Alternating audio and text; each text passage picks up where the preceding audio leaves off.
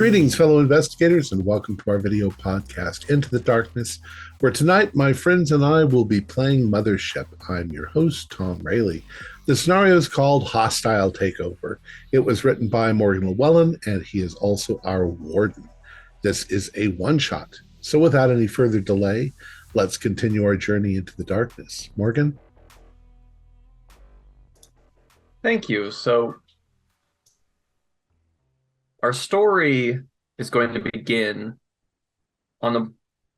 in a meeting room in the offices of Ceres Holdings Group on Mars. It's very, very slick, very expensive. And there are 5 individuals seated at a very long conference table, waiting a meeting with Vanessa Faraz, a lawyer for Ceres. And we are going to go around and meet them all, starting with 3 Exeter. I'm 3 Exeter ZZ Mason. I'm android. Am I in the employee of Ceres Holdings? Or am I... employment is not the term usually used. You are the property of Ceres. I guess I prefer to say I'm attached to Ceres. Yes. Skilled in business law and related intellectual endeavors. I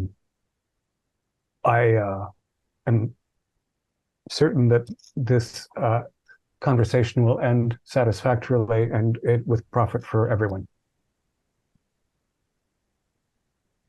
Go around to Dr. Beatrice Kelly. All right, Dr. Beatrice Kelly. I've just been appointed as the head researcher for Lyman Pharmaceuticals. And quite frankly, I'm ready to get all of this paperwork business out of the way so we can get on with the research.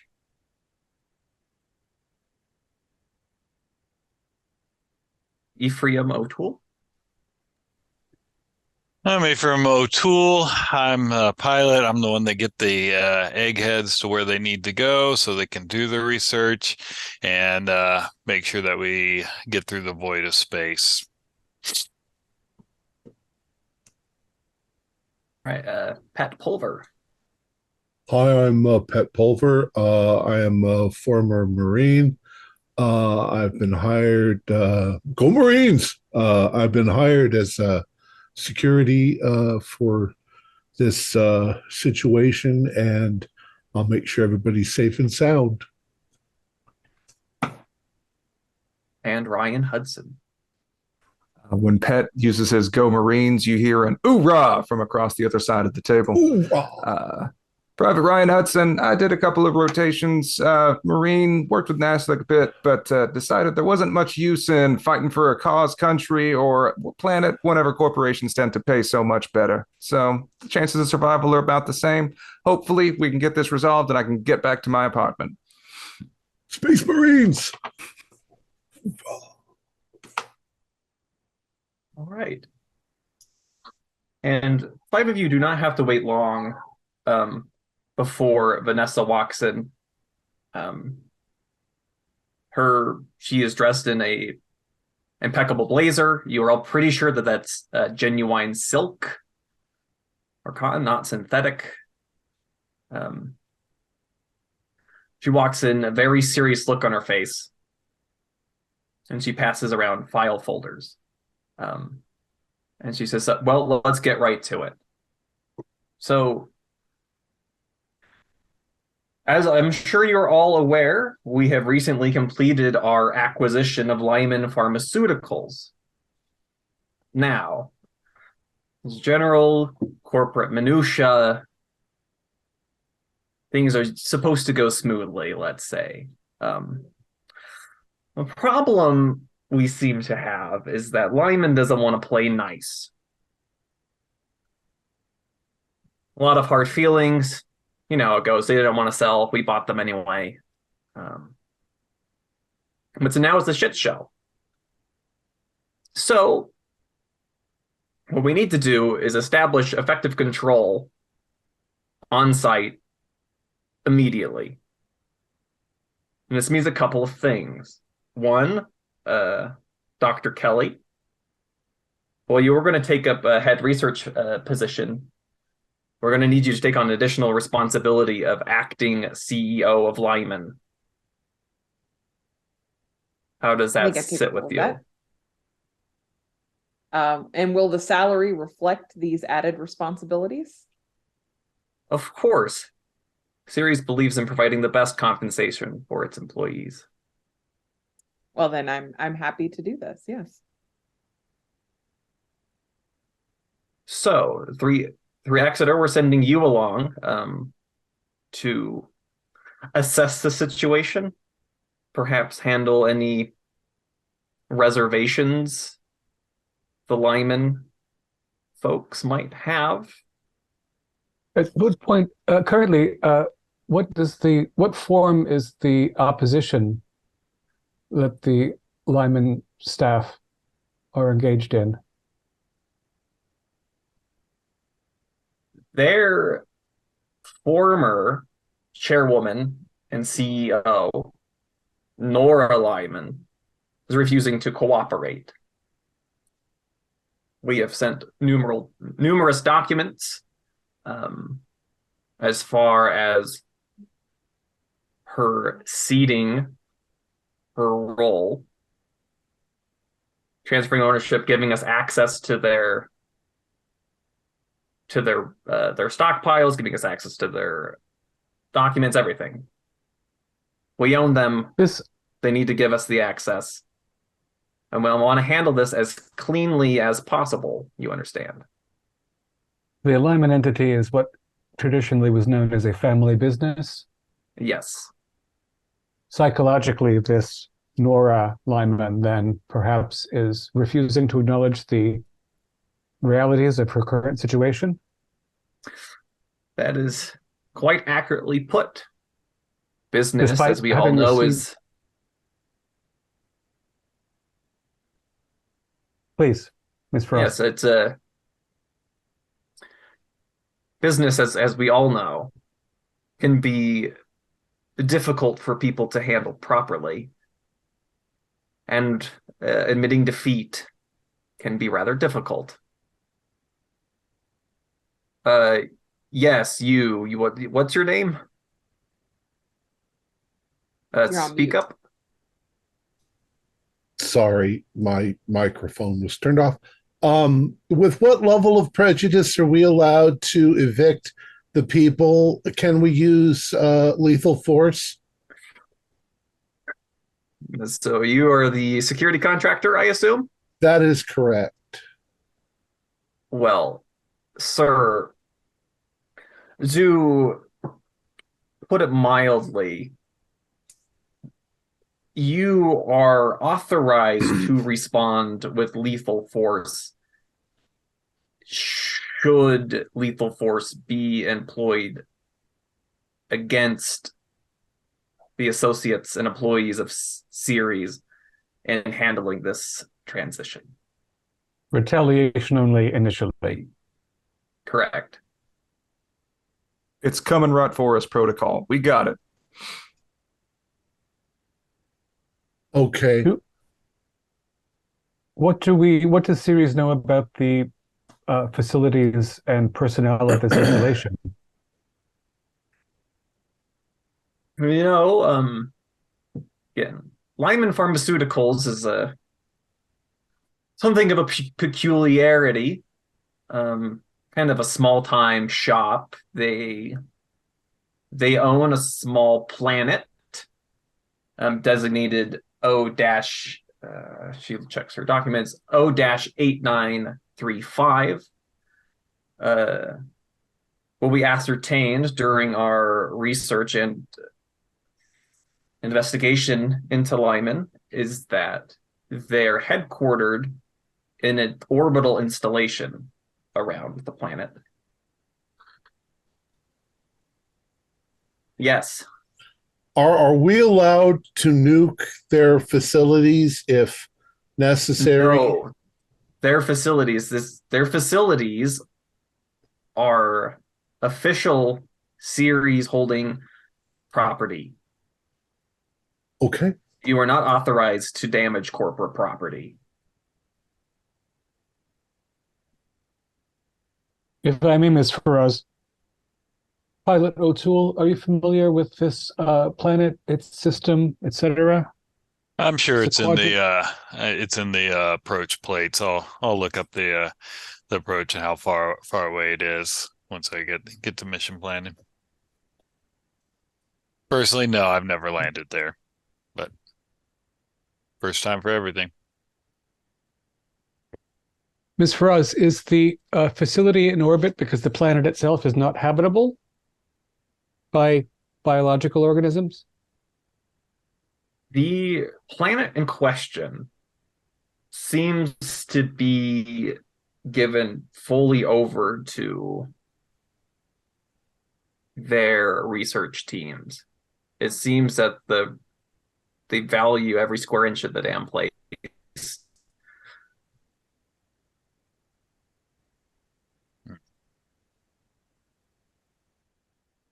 What exactly their full utilization of it is unclear.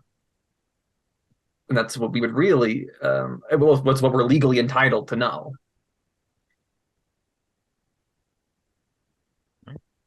Is Sirius choose to acquire Lyman because of a particular product or line of Yes. investigation?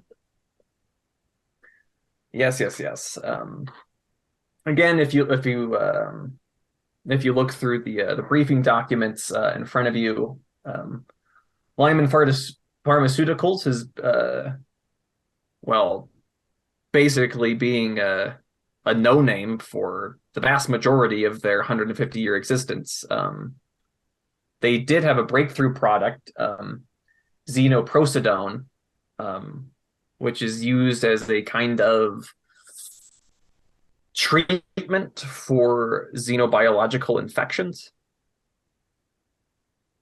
So they became quite prominent in the space after the outbreaks and the recent colonization efforts. But their inability to deliver new product, to leverage their assets, their research capabilities, as they've demonstrated, they have something. But the interest in that drug as sales went down, as colleagues became more established, the dip in their stock price made them rather vulnerable. So Ceres is quite interested in xenoprosidone and whatever other projects they have been developing. This is the only project you know of? It's their only successful project.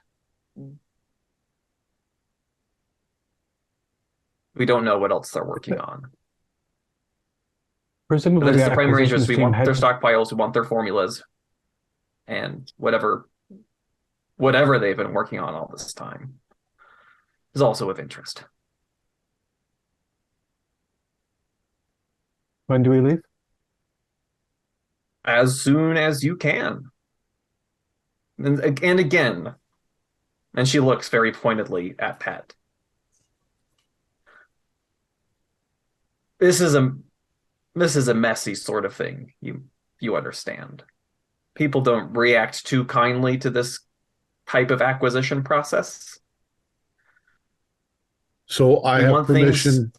We want things as quiet and as smooth as possible. Again, if the situation develops and that is not possible, again, Ceres and the board understand that some indelicate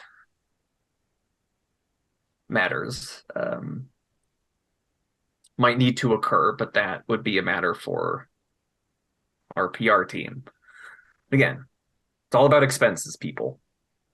We want this as clean as possible, so it's as cheap as possible. Everybody benefits that way. So if word gets back to us that you've caused expenses to us unnecessarily, we will seek disciplinary action.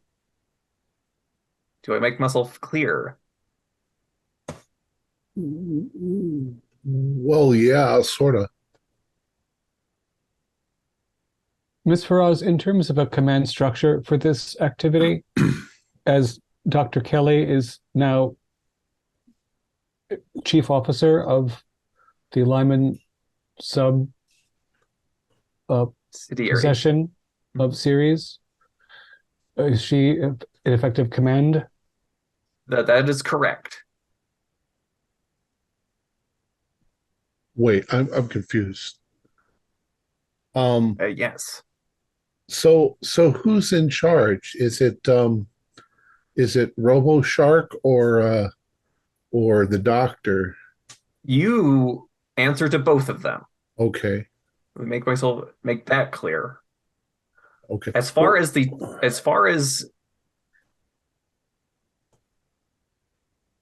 Dr. Kelly is lead on this as acting CEO of Lyman. Okay, we'll keep you safe. Thank you. That's 3 appreciated. Exeter ZZ Mason is second in command, so to say. Okay. But you answer to both of them. Okay. Yes, you. Yes, ma'am. I'm still just hanging up on something that you mentioned a bit ago, that they seem to be really resisting any and all efforts. Do you have any ideas or anticipations? I'm going Texan for some reason. What sorts of resistance we can expect on this planet, and what sorts of documentations would be necessary to, I'm just leaning into Texan, what sorts of documentation would be necessary to justify a use of lethal force for self-defense purposes? I just asked that. No, well, we got to know that they got to start it, but what amount of proof do we need to have that they started it before we start letting our pulse rifles do the talking for us? Well, let me put it this way. Mr. Private Hudson, ma'am. Hudson. We expect to hear a report back from Dr. Kelly and from 3 Exeter ZZ Mason. Should they concur that your employment of force was necessary, we won't have a problem. If, however, they view your use of force as unnecessary, let's say, then we will exercise our clause in your contract to seek disciplinary action and damages. All right. Well, you say the word, ma'am, and sir, you, Esquire. Okay. Our goal is to simply evacuate them from this station, correct? It's not to detain them or anything like that. Yeah, evacuate. Like evacuating out the airlock, I feel like, but Oh, that would be fun. A safe not gonna and be doing orderly that. evacuation, hopefully with everyone. You Complying. want to make contact, establish yourself, encourage Lyman and any other employees with some absurd sense of loyalty to the old family, that they are no longer needed and are no longer welcome on Ceres company property. All right, so we're not attempting to retain any previous employees. Not necessarily. We No, 'cause assume then they could We're not there to negotiate with any previous Okay. employees, but if any of them have sense enough to stay on with Ceres, Yeah, but now That'll you're be talking simple. about the danger of sabotage, because people could stay on just so they could sabotage your operation. I say get rid of all of them, and then you can hire people that could do whatever jobs they are, including the maintenance staff. They're the worst ones of all. we will leave that decision up to risk management and their determinations. Okay. some of the staff, even among senior staff, might see that their position would be better in acknowledging the new command structure than it would be in attempting to start anew. Probably the genetic component is what confuses Ms. Nora Lyman. Is she a doctor? She's not a doctor. Do you know the names of any staff that might be of scientific value to retain? You should certainly, we are aware that their research operations have been headed by Dr. Evelyn Rompe and Dr. Mislav Antonov.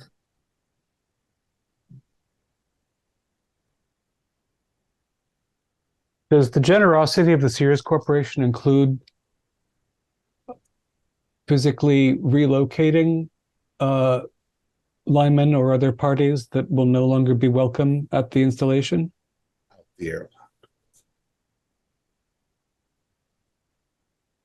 Any transportation for Lyman and anyone who wishes to follow her will be at her own expense. She was compensated as part of the acquisition, naturally. Naturally, yes. Nothing might happen. This might go really smooth. People Possibly. I don't- suspect Miss Lyman, in particular, as was hinted earlier, may feel a strong family connection to this company, and this may put up a fight, so to speak. Money's money. My grandpapa built this from the ground up. Meh, meh, meh. Well, yeah. Well, I he think we probably should gather did. necessary materials and move out. All right.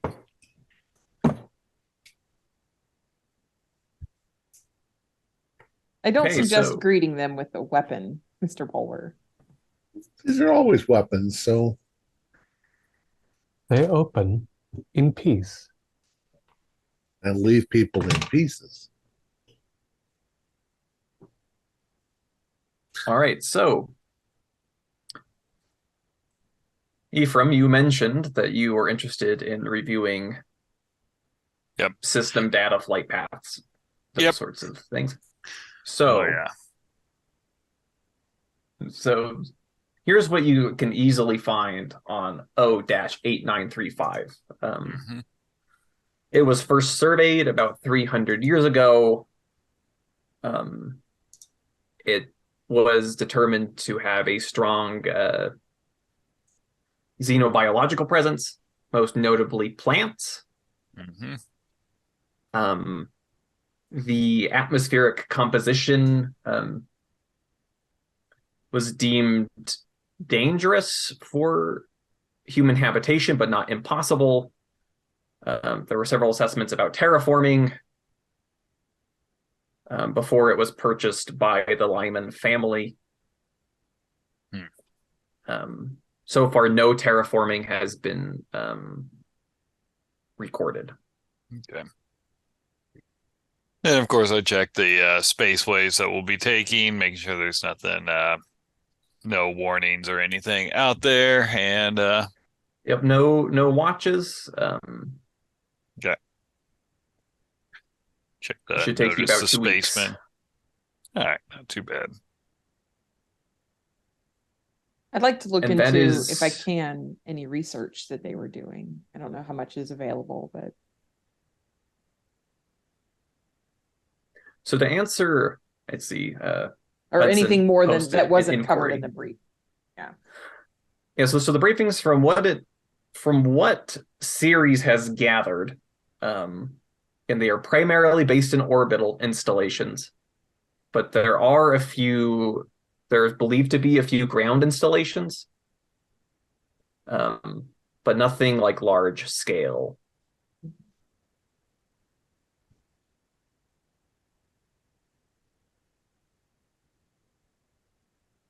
And there's nothing noteworthy about any of the other research they've done aside from this one thing they've made money Well, with.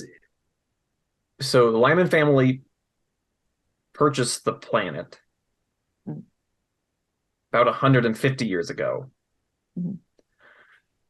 75 years later, they released their drug, which has been their sole source of income.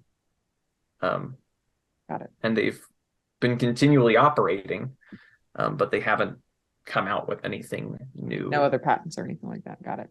Okay.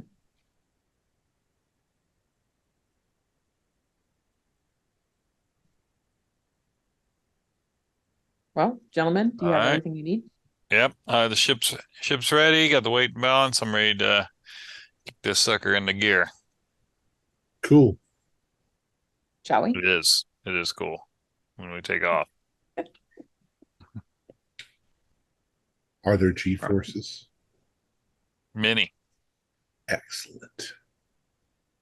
Hope you don't throw up, Ryan. Swear to God, that was one time you're never going to let me live that down. You should probably paint some flames on the side of this. That'll help it go faster. It was funny as hell. Well, you can believe it will. Macintosh, you got it all over him. All right. All right, so you punch it, so to speak. You clear Mars, you clear the solar system, and then you're off and away towards 8935. Oh, 935. So, All right. unless anybody has any objections, we are going to fast forward through your weeks of interstellar travel as you exit hyperspace on the outskirts of system 08935. All right.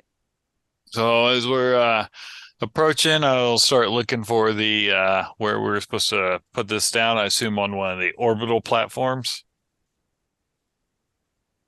Yeah, so as you approach, you do get kind of a call from your radio. Mm-hmm.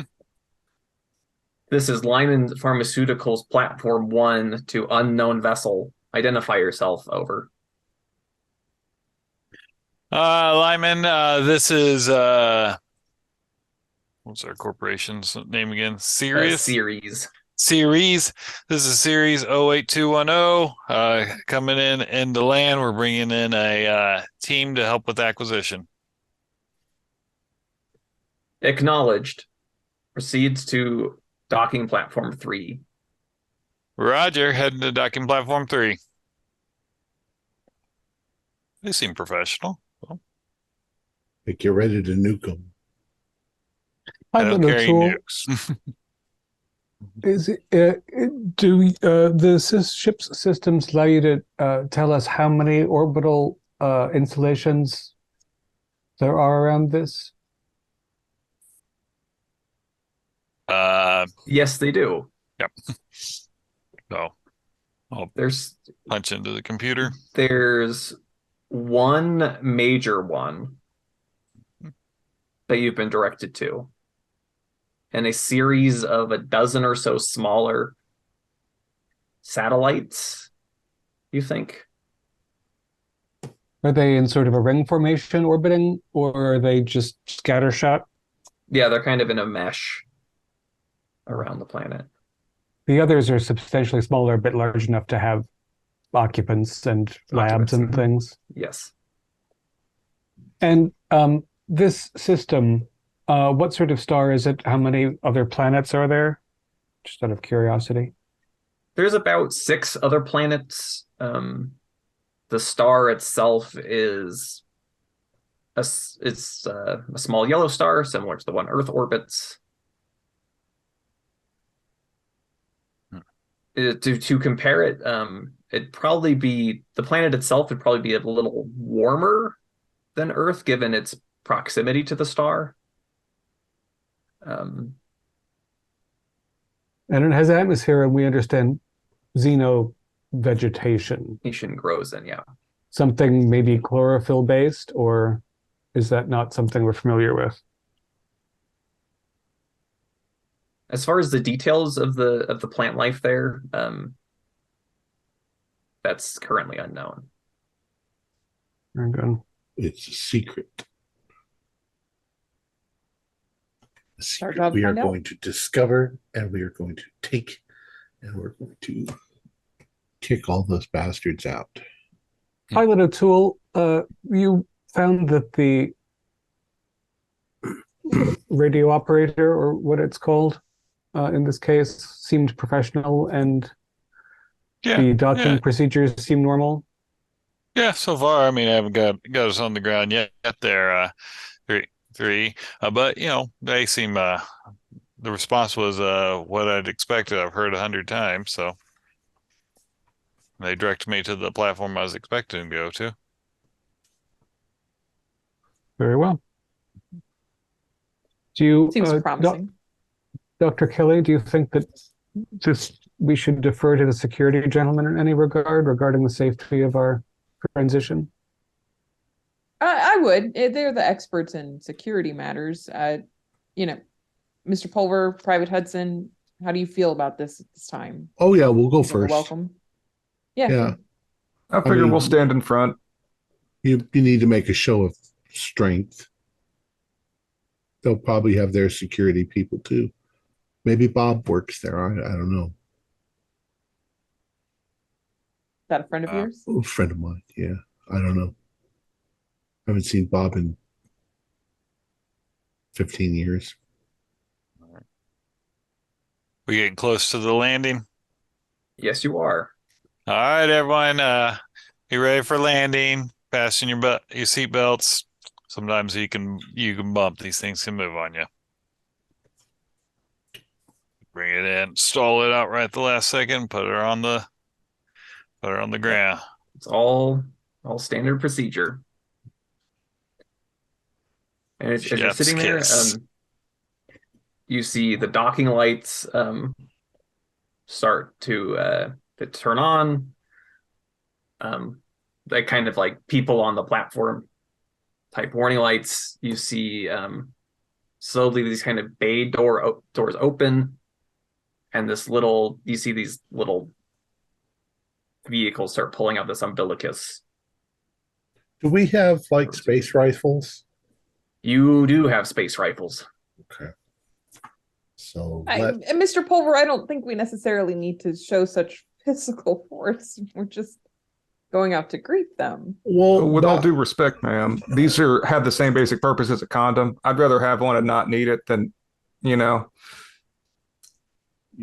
I don't come to your job and knock the scalpel out of your hand and tell you how to do your job. Condom. Jeez. What's a condom? Just takes the fun out of everything. Don't worry about it, Pulver. Oh, is that the old-fashioned thing they used to use before? it's All right, that thing your daddy should have used. I Pet. think we should go ahead and greet the Lyman family. Well, we'll go out first with our rifles, and then we'll just I'll stand go out to the with you. sides. I see no point in such a large show of force. So, we go out, and Sending then you out come only out my after security us. detail gives a strong message that seems a bit aggressive. I'll go out with you. Except, aren't they supposed to know that they're already supposed to have left? So they're already showing aggression.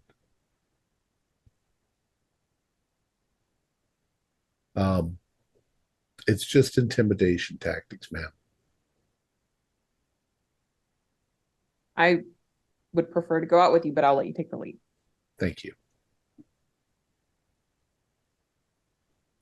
So Hudson, side by side, go out. Just like old times. You go right, I'll go left. And I'm right behind them. All right, so the hatch opens as the umbilicus has connected. Hudson and Pet kind of rush out.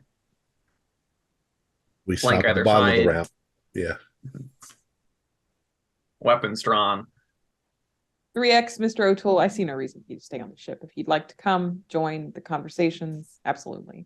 Yeah, I got a couple other checklist steps. I'll be behind you maybe a minute or two. Okay.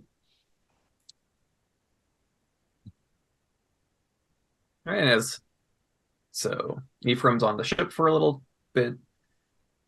Kelly and 3X, you Follow the follow down soldiers. the ramp. And in the umbilicus, you see a soul figure standing there. Is it And a he kind of woman? gives Can we a- tell? You think it's a man? Okay. What sort of attire? Very like sterile, Okay. almost hospital. Okay. Possibly one of the researchers, I would guess. And he waves. Yes. Yes. Hello. Welcome. Are Yes, you? my name is Dr. Beatrice Kelly. We're with the Ceres Corporation. Ah, well, Dr. Kelly, it is a pleasure to meet you. I am LB8-3738-X473. Is there a name you'd like for me to call you by? The employees here at Lyman typically refer to me as X. X. Very well. X, I'm X 3X. meet 3X. X. 3 Exeter ZZ Mason, actually, but the meat calls me 3X. And were you sitting here to greet us, X? What is your function here? I am the head of artificial labor here at Lyman. Is that a large labor pool? One could say so. Very well. Smiles. And I guess maybe you could show us around. We could start there. How about that? Excellent. Tour, is this your full accompaniment?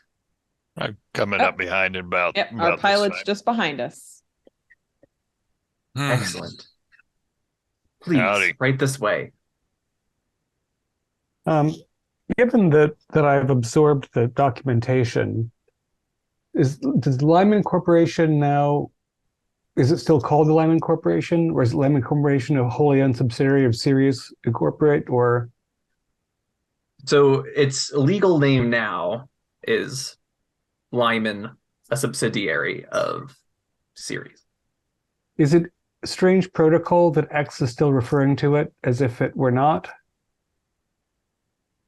From your legal perspective, yes.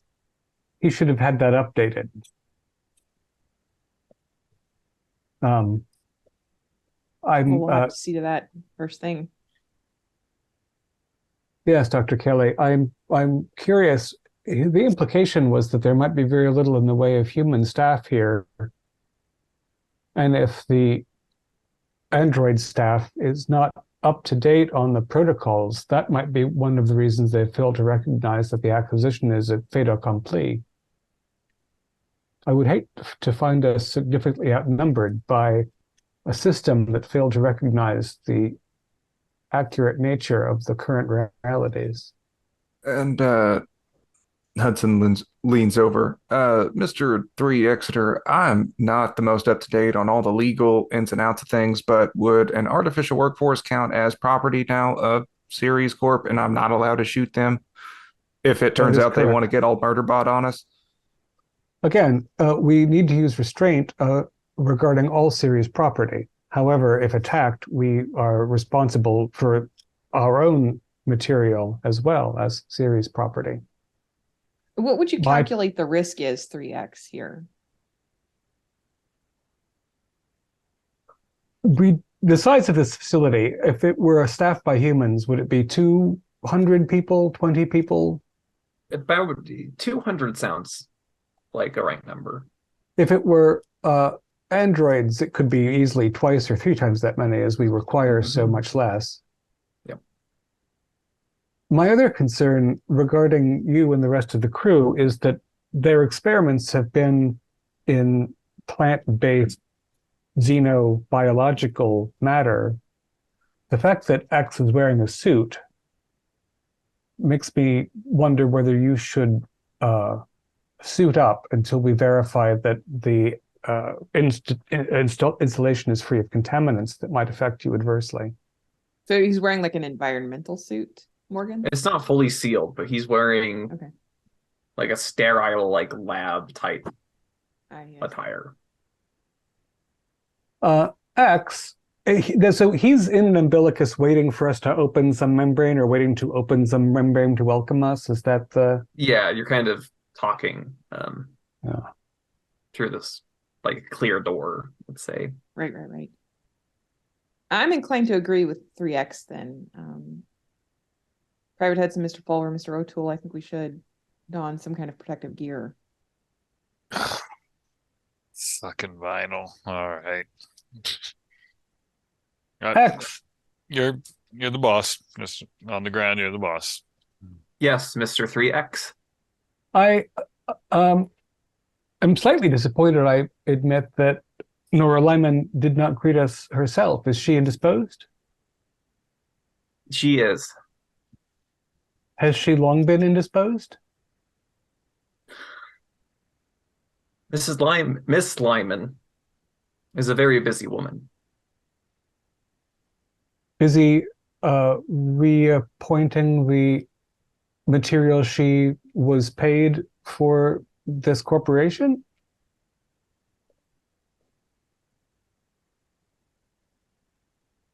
He looks at he raises an eyebrow. Miss Lyman's only job at this point should be to pack her bags and leave. This outfit has been purchased by the Ceres Corporation and is now property of the Ceres Corporation. I see. Yes. Is there some documentation that you require, or are you fully up to date on this current status of Lyman as wholly owned subsidiary of Ceres Corporation? I will have to consult our lawyer here on staff. Very well. I look forward to speaking with him or her or it. I have multiple authenticated documents. Of course.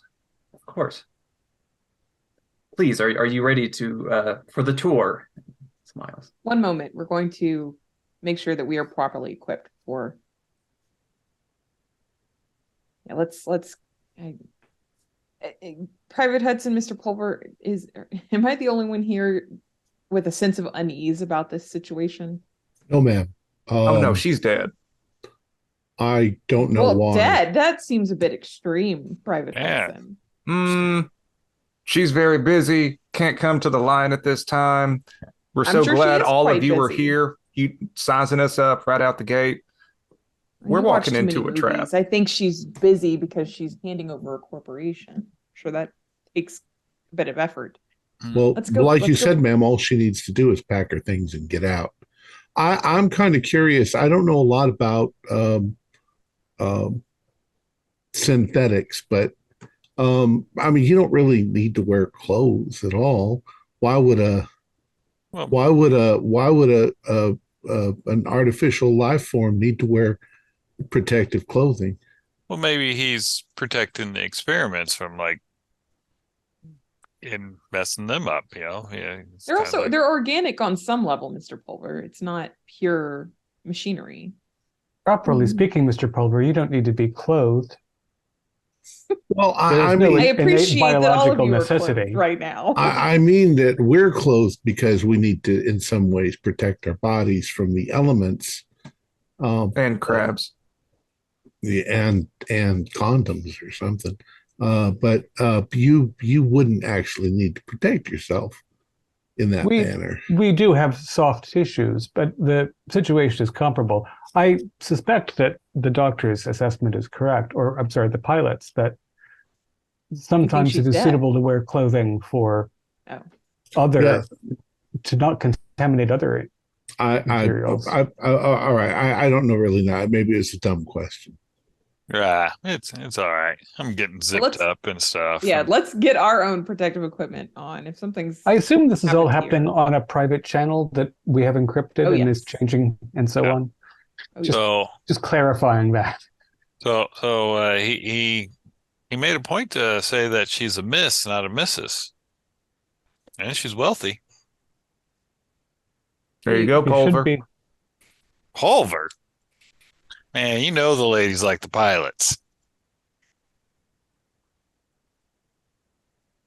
Yeah, because there's no attachments. You can just get one in any place Right. you land. Exactly. I If don't know about her being dead, but Close to there I is no don't damage know. reason, rich, that's even better. there is no reason that she did not meet the acquisition team that is acceptable to the Ceres Corporation. If she is indisposed because she is deceased, then that there is presumably an uprising and a secret is being kept from us. If she's indisposed because she thinks she's running this operation, that's inappropriate because she has no responsibility here. Perhaps the first stop of the tour we should suggest to X should be the office of Nora Lyman, former CEO. I agree that this is a handover. She should be making a priority to see us. There's no excuse. Why wouldn't you send your Veep? I mean, that's what the word vice president means, right? We were given the name of two employees, two researchers, and they were not serial number designations. So I'm assuming there are other humans on this platform. Mm-hmm. Maybe we're just delaying. Let's I agree. Let's get on with this, and I'll make sure you guys are safe. Yeah. Thank you. Thanks, Pat. Honestly, I'm quite glad the two of you are here now. This feels not A little weird. All right, let's go. So you go back to the umbilicus, or again, on the other side of that sealed, clear door, you see X waiting. We'll go ahead and open it. X, I think it is our priority that we speak with Miss Lyman. Please take us to her office. Your request has been acknowledged. This is not a request. You are the property of the Ceres Corporation, and I am the CEO of this outfit. You will take me to Miss Lyman. They bought you, buddy. I see. Oh, please. Follow me. And he turns around and he starts walking back towards the inside. I think I want to go first. I don't know if Ryan wants to go first with me or if he wants to go last to bring up the back. I'm more inclined to be up front with you, but if you want, I'm happy to, check our tail to make sure nobody comes up behind us. Well, and if we're separated a little, see, logically, if they're going to ambush us or something, you and I are the first ones they're going to get rid of. Fair. So if they shoot me, then you shoot them. If they shoot you, I'll shoot them.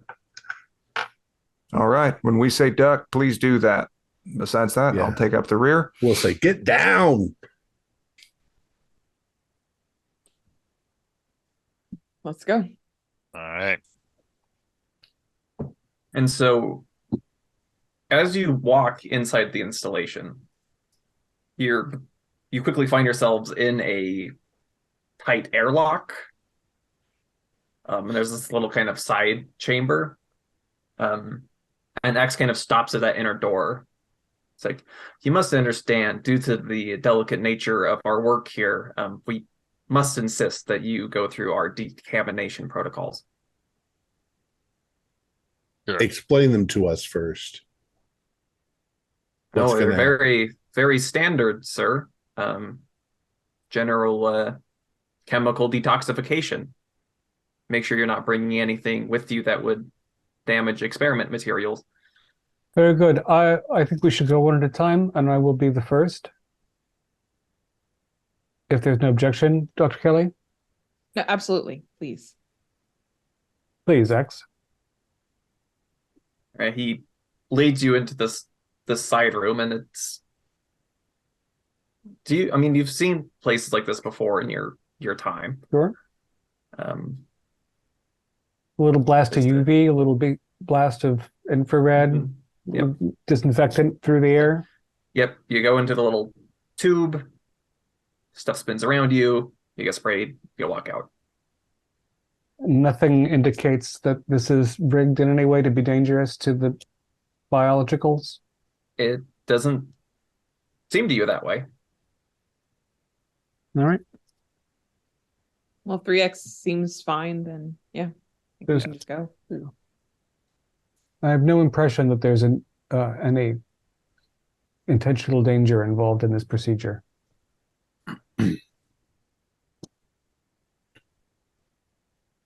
Very well. All right, No, so I'll One go by through. one. Yeah, one by one, you all Yep. go through. And again, the whole time as you're doing this, X is just has that same unceasing smile on his face. He Yep. says, "Excellent. Thanks. Well, let us continue." And he opens the inner airlock. And on the other side of it, you see an assortment of people all kind of gathered there. Again, same sterile outfits. Few men, a few women. But they've all got that same empty smile that X does. X, I thought you had agreed to bring us directly to Nora Lyman's office. Well, her office is not directly connected to the airlocks. Of course not. What sort of is this, like a lab-looking facility? Is it a dining area? It's opened up into a hallway. Huh? And everyone's just standing around, not doing anything. Yeah, there's about 8 people there, and they're all kind of Is just it- like staring at you as the doors open. Jesus, they all got dead eyes. Yeah. Are they all robots? These are all members of my staff. Yes. So Do they not have anything better to be doing right now? Well, I believe, as you've said, this is quite an important occasion. Your visit with us here today. Does every visit to the station require the entire staff to stop all of their The work? entire he kind of laughs when you say the entire staff. Apologies. It requires your entire team or a portion of your team to stop all of their work to greet them. Yeah, Pulver, what is it? I am the head of artificial labor. Very well. Yes, Pulver. How'd they know we were coming?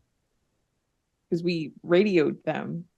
Yeah, but he gets all of his staff together to stand in line like some sort of military thing on a whim.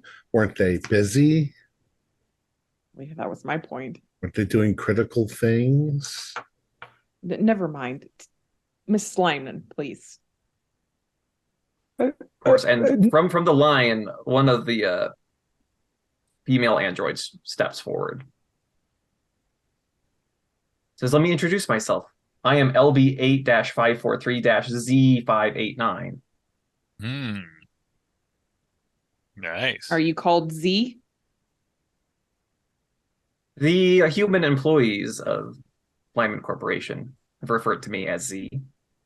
Very well. when was the last time someone called you Z? Well, just now. No, we merely inquired. When before that, in your current, whatever clock system this installation uses, how long has it been since someone, a human, has called you Z? Oh, in the last hour or so, I would say. Which human was that? Dr. Evelyn Rompe. Dr. Evelyn Rampe is busy at work. You work directly with her? I work directly with everybody here. I am head of facilities, after all. Head of facilities. Head of artificial labor, head of facilities. So we're meeting the brass, in a sense.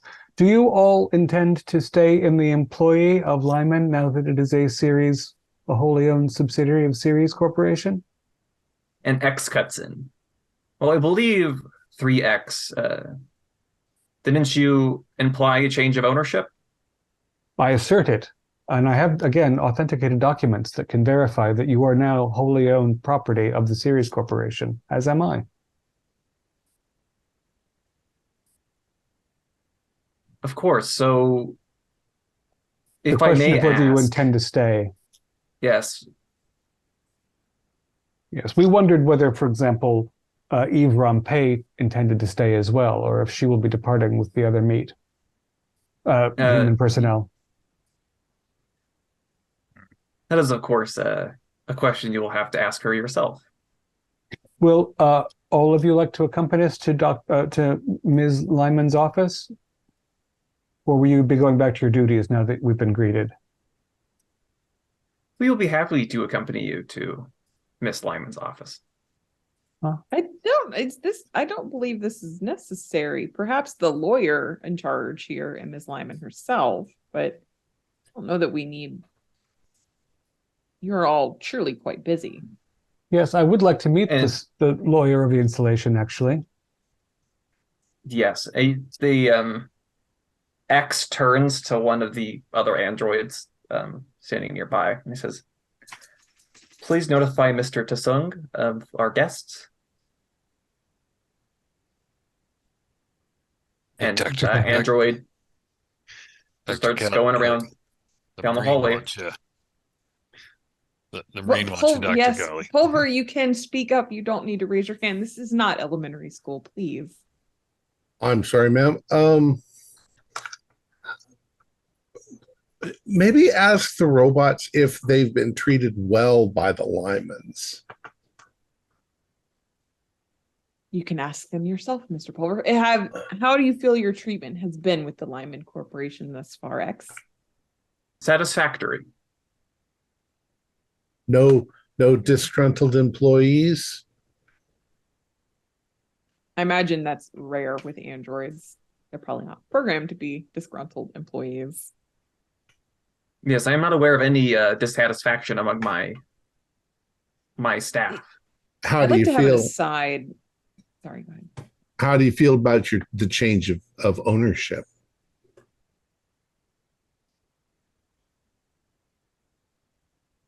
He's taking too long to answer. You're referring to the documents Mr. 3X has. Okay. Yes.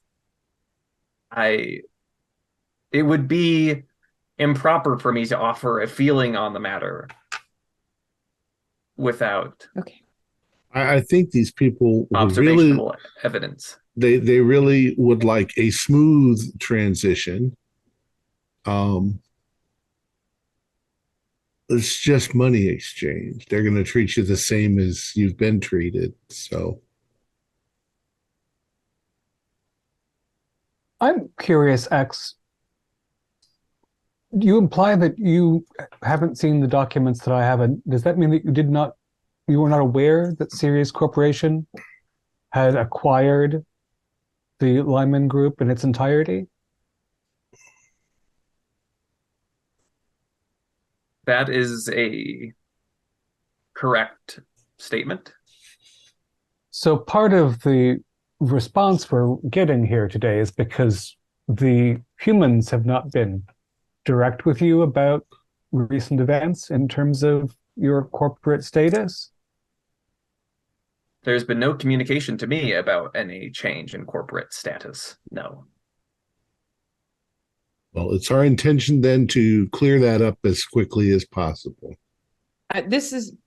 Gentlemen, this may be all just a symptom of Miss Lyman's complete reluctance to hand over the corporation to us in the first place. Of course, if she doesn't want to do it, she's not informing her staff of anything, which then leads them to the confusion as to our presence in the first place. She may not have bothered 3X, that. is this, I'd like to pull 3X aside a bit. Is this typical Android behavior? This seems a little off programming to me. This just... It seems a little... It's off-putting. It's a little off-putting. I don't know how to explain it. Ma'am, it seems like typical human behavior. They've just disregarded the feelings of all of their robotic staff. But no, I don't call you mother. That's alien. What do we call the keeper? Warden. Warden. That's right. Yes, Warden. I think that universal vague smiles is not a normal thing, nor is not answering questions directly. Yeah, those are I didn't think it was. very That not is normal. super Your strange. your strange off feeling of being off put is Right. justifiable. I can understand they are not informed if Miss Lyman has been so hesitant during this entire process, but their behavior in itself is very strange and not in line with Android programming that I've observed. Frankly, they seem disconcertingly organic, ma'am. It's as though they, rather than being rationally programmed, have become members of a cult, which is not a thing that can happen to us. Is it? I mean, bad programming not something that can occur? I assume so. No. Anything that functions can be caused to malfunction, I suppose, but That's true. true intelligence. If you can make it, you can with. hack it. All right. That's what my mom used to say. Are we waiting for Mr. Sung? Is that did I remember that lawyer's name correctly, or are we going to Miss Lyman's office? Perhaps you can tell Mr. Sung to meet us at Miss Lyman's office. Yes, if you could please have the lawyer meet us at Lyman's office, we might be able to clear this. Of course. And it turns and it whispers to another one of the androids who walks off in the same direction as the last one did. Yeah. Keep asking, we'll only have one android left. Please show us the way. Let us continue to Miss Lyman's office. Of course. Starts walking in the opposite direction that the other two walked off. Okay. What are we seeing as we're walking? As you're walking, you see X is walking ahead of you. Walking right next to him is Z. The few other androids who were with them are kind of walking on either side of you. And you are just kind of going on this gently sloping curve. And it's just a corridor. Everything. It's a corridor. There are a few small windows that kind of just look out into the nothingness. There are a few doors that you're passing. Not a lot of signage on this installation. Not a lot of signage. If there is any signage, it's like serial designations. And no signs lab. It's like X73, X74, X75. Don't imagine robots could get lost. Are we seeing signs of anyone as we walk? Robot, human, what I'm assuming it's probably not. I mean, you're very familiar with lab environments. Very sterile, very clean. And this place is sterile and clean to another extent.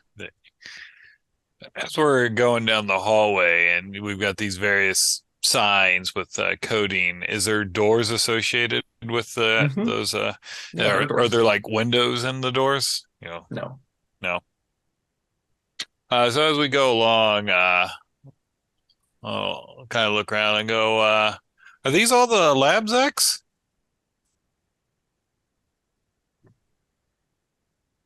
And he turns and he sees you looking at the doors and he says, some of them are, yes.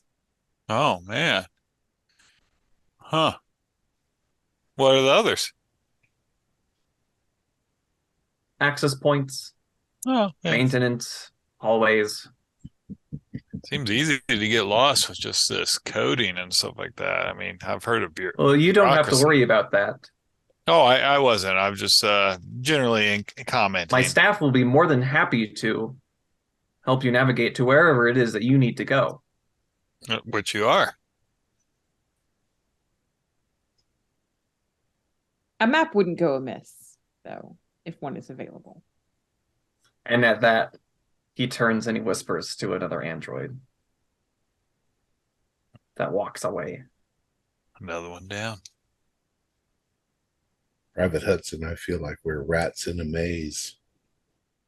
I'm not sure Thanks, that we two can of us. find our way back out. Yeah, I'm better finding my direction based on the stars, not a bunch of pseudo random numbers.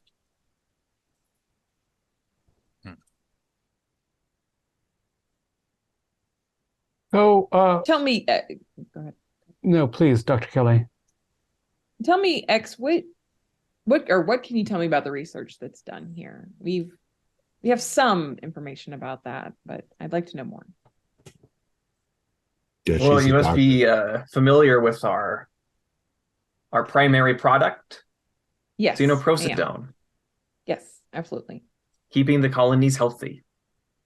And the smile slightly widens at that, but not.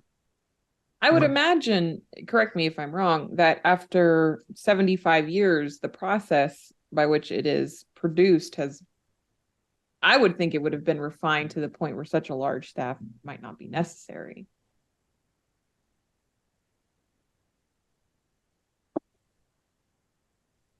Well, our staff is not focused on the production of xenoprosidone. What is Simple the focus? machines can handle that.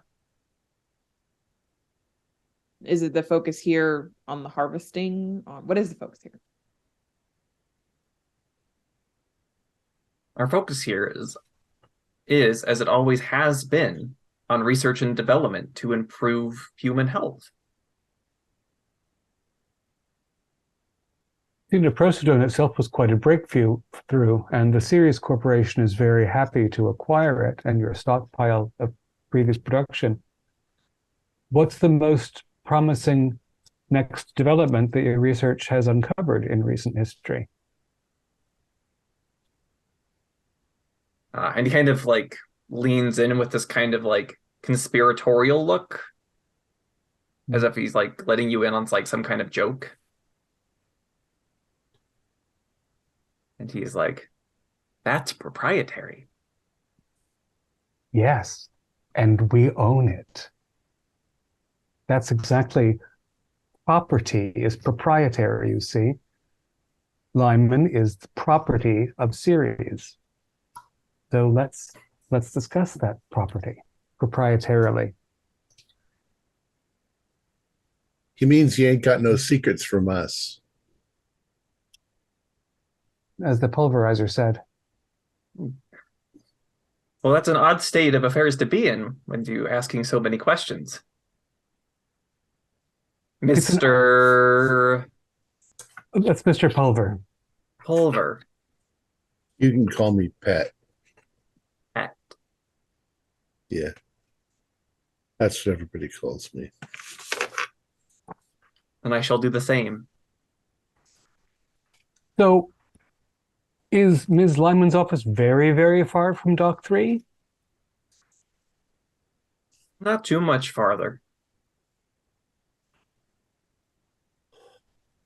What do you think she's busy with right now? Oh, Miss Lyman does so many things. Where does one even begin? And he walks over to one of the doors and he touches it and it opens into a smaller, like narrower hallway that leads to like a more inner door. If you don't mind, I'll go first with the robot ahead Please, of me. Mr. Pulver. X, you go first. So X and Z go in before you. You say it's narrower. Can they walk side by side still? Yeah, they can still walk by side. Okay. So All right. So I'm right behind them.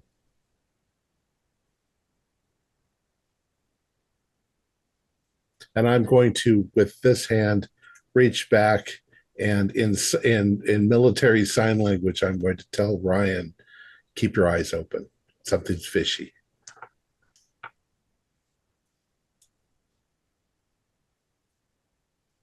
and they lead her through this narrow corridor, and they open up the next door. And as you come through it, you see again you're in another kind of ringed space. But now you're seeing, and you're now in more of like what appear to you to be like an office environment. Like there are these kind of like cleared windowed spaces, clear glass door, tables, screens, what appear to be offices, all untenanted. Lots of happy worker. Lunch break, I guess. AX? And he just laughs. X And he Yes. carries on. Yeah. Don't slow down. I'm eager to meet the former boss, but you're in charge of Android staff. What's the total how many workers are under you? And he thinks for a moment. He says in total about 125,000. Oh. So I guess a lot of your staff is active on the surface. Very observant, yes. And who's in charge of the human resources? Miss Lyman, of course. And how many staff is she managing right now? And he thinks for a moment. 10? Huh? So what's the surface like, X? Oh, I don't go to the surface. My place is here. But with over 100,000 staff there, you must hear about it. I do get the usual reports. How do they describe it? Everything is nominal.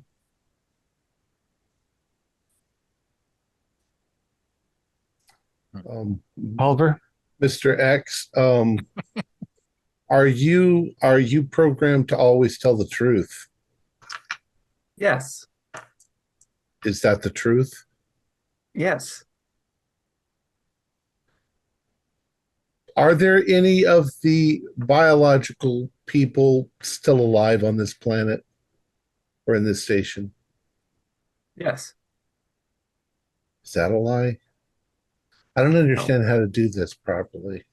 I think you need two of them, if I remember the logic problem correctly. Maybe 3X can do it. Logically, there's no way to determine if an individual interlocutor is following an absolute rule of lying or telling the truth. Okay. I'm sorry I asked.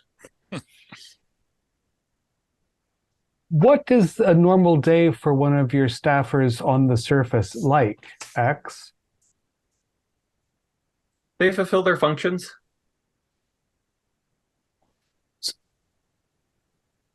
What do those functions entail?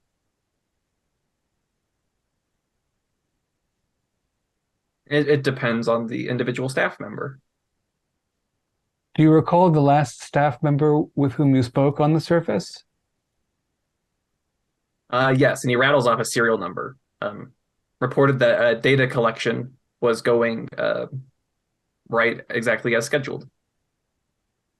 Adequate, nominal, to order. Oh, moonwalking Christ, I've had more specific answers when I was talking to a stripper than talking to this guy. Jesus. Yeah, Dr. Kelly, this is driving me up the wall. I'm ready to speak with Miss Lyman myself, Mr. O'Toole, I must admit. If there are so many robots and very few humans, I mean, they could be like, how big is the facility? How many, is it miles across? Is it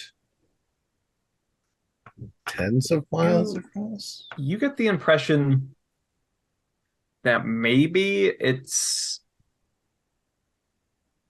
just a few miles square.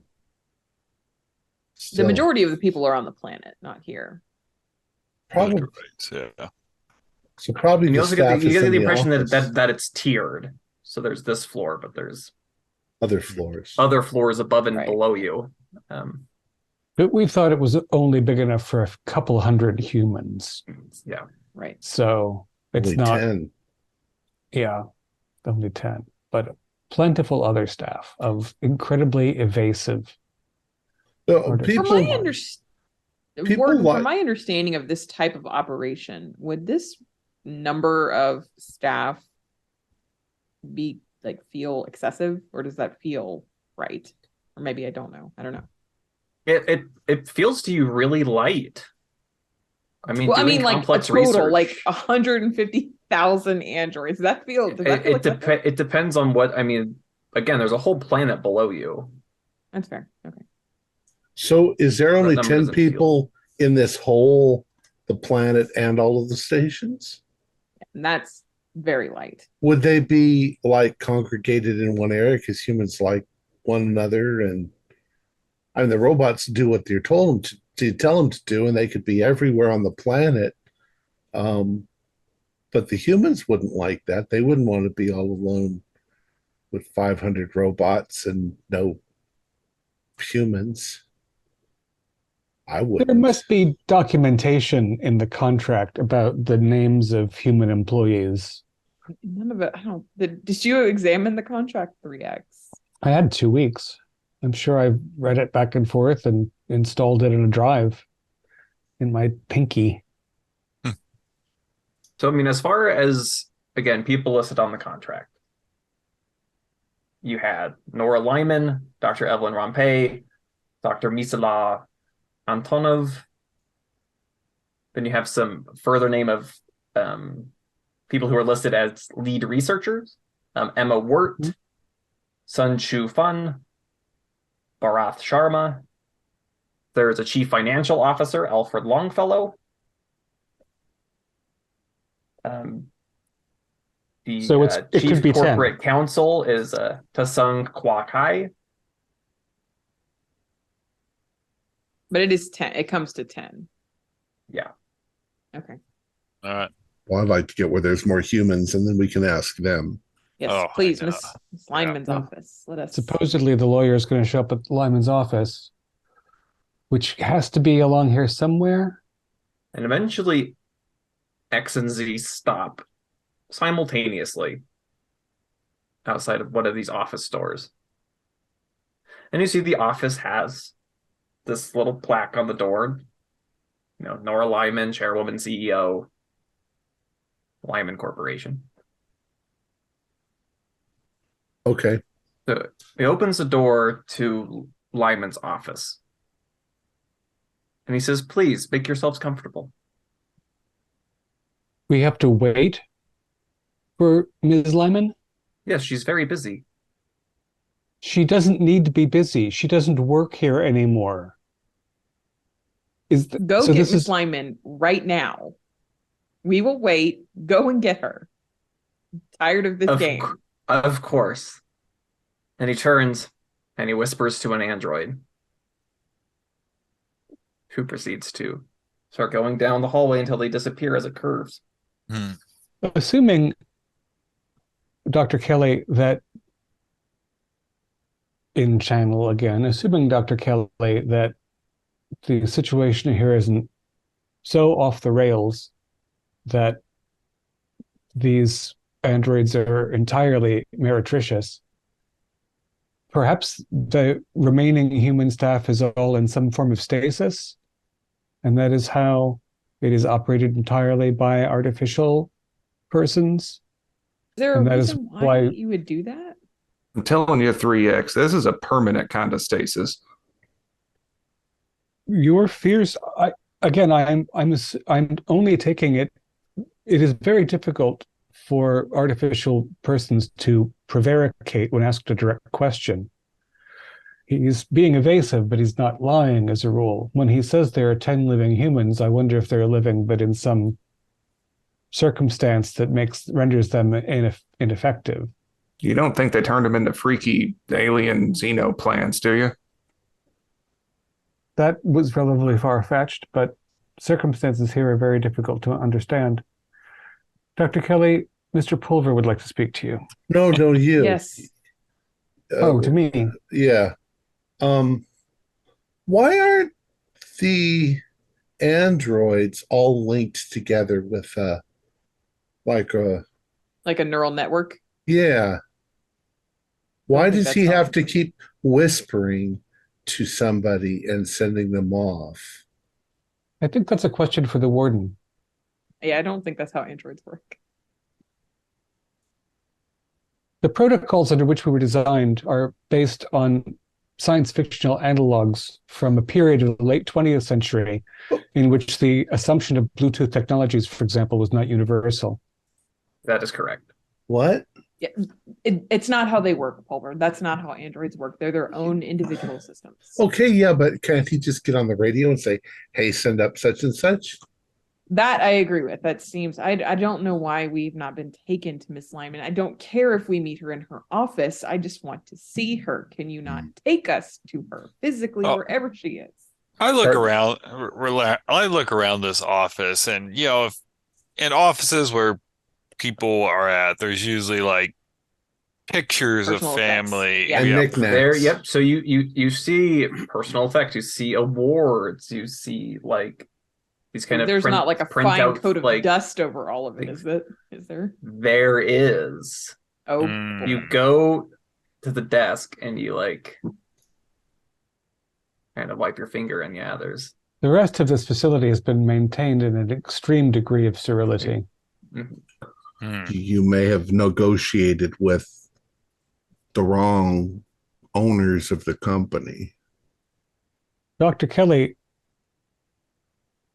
I wonder if at this point it is appropriate to assume that all of this material is unsalvageable by the corporation and that extricating ourselves and this data might be primary. You're talking about billions of dollars corporation. 3X. I can't imagine that the Ceres Corporation would find that acceptable in any way, shape, or form to just destroy this place.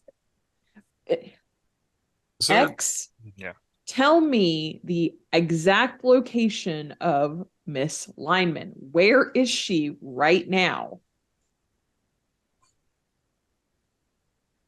And X pauses, and you see him like he's like looking at you, but his eyes turn to look at Z. This is not a complicated question. And Z responds, Miss Lyman is currently occupied in her quarters.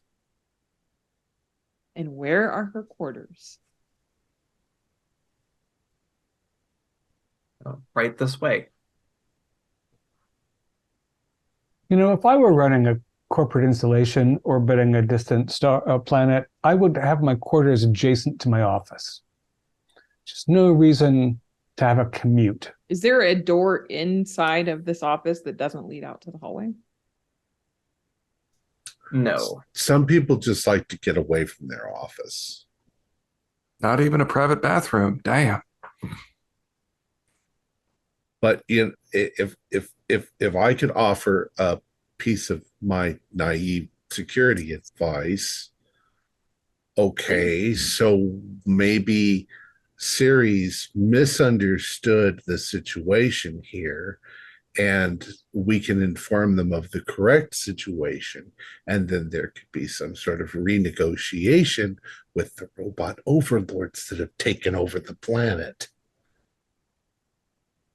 I'm also wondering, Dr. Kelly, if it's possible that if we were to extract X, Z, perhaps a couple of the other leading artificials at this facility, take them back to Ceres headquarters, the information that they refuse to offer us directly could be extracted from them. Extracted.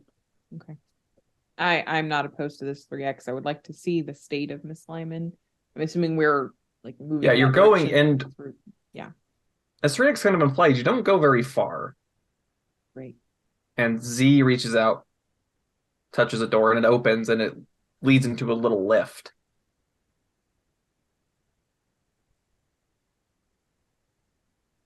And Z and X Get step on the inside. lift. Yeah, let's go. Yep. Room for one more. You get in, and then Hudson and I can stand in the front near the door. And you start going up.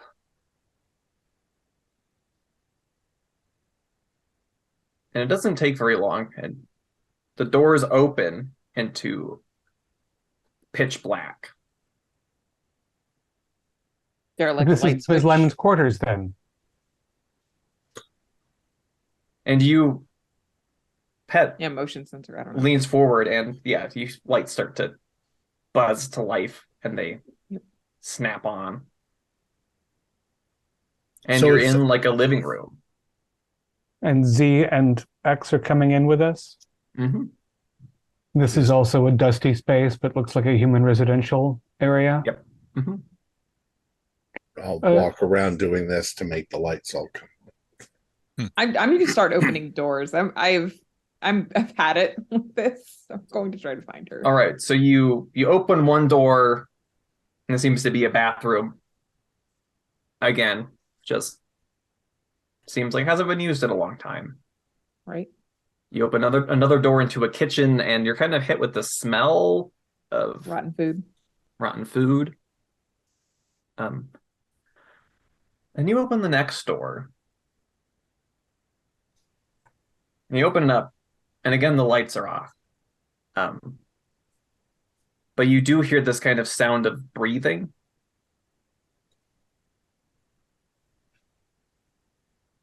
Strange. Okay. Yeah. Lights on. Bumping. And you wave, and the lights click on.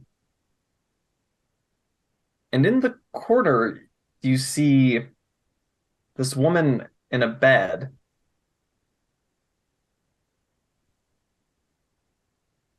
You see her chest rising and falling. And as you look, it seems like there's something coming out of the back of her head, Organic or snaking machine? up and up into a vent. Okay. What the hell is that? Does that look like You a can plant make or a sanity save. Right. And bad news to anyone with me. If I fail this, you all gain stress. So let's see.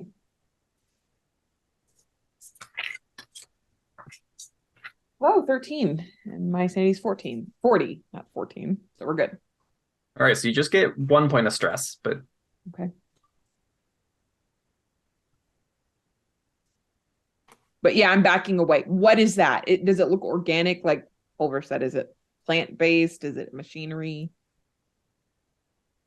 I mean, from where you are, like not like getting close to it, Not obvious. it's not obvious. It looks Okay, very yeah, I'm back. cordy, whatever it is. X, what the hell is that? I'm sure everyone can see. Yeah, I don't like this. What is that? Miss Lyman, you wanted to What speak is- with her. What is attached to her head? What is that? Is that, I'm assuming that is not something that we see a lot in Mothership, right? Like this kind Yeah, of. yep. Okay. You have no idea what it is. I'm going to go What is towards that? it. And Be if it careful. leaches out at me, I'm just slicing it. But I want to see if it looks organic close up, or if it looks like a Geiger-esque sort of tube. You walk up to it, and it seems like an organic kind of Geiger-esque thing. Seems to be like it's like kind of like wiggling, like a root or throbbing. a tube or a. And I try to get in a position where I can see how it's attached to her. Is it going into her neck or the back of her head? Yeah, and now that you're there, it seems to be going into the back of her head. There seems to be some stalks of it curling around and going into her mouth and like up her nose. And her Some eyes are sort of- open, and they seem to be moving back and forth, but then they fix on you. Some sort of biological tree root. What do you want me to do, Doc? X, identify that. What is that? And you see her mouth starts to move up and down as if she's trying to say something. She's trying to say something. I'm not getting close to her. I'm getting close to her. Yeah.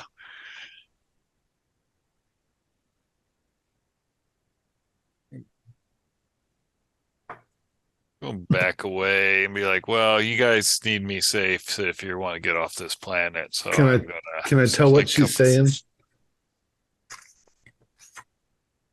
Lean in very close. Yeah. Ah,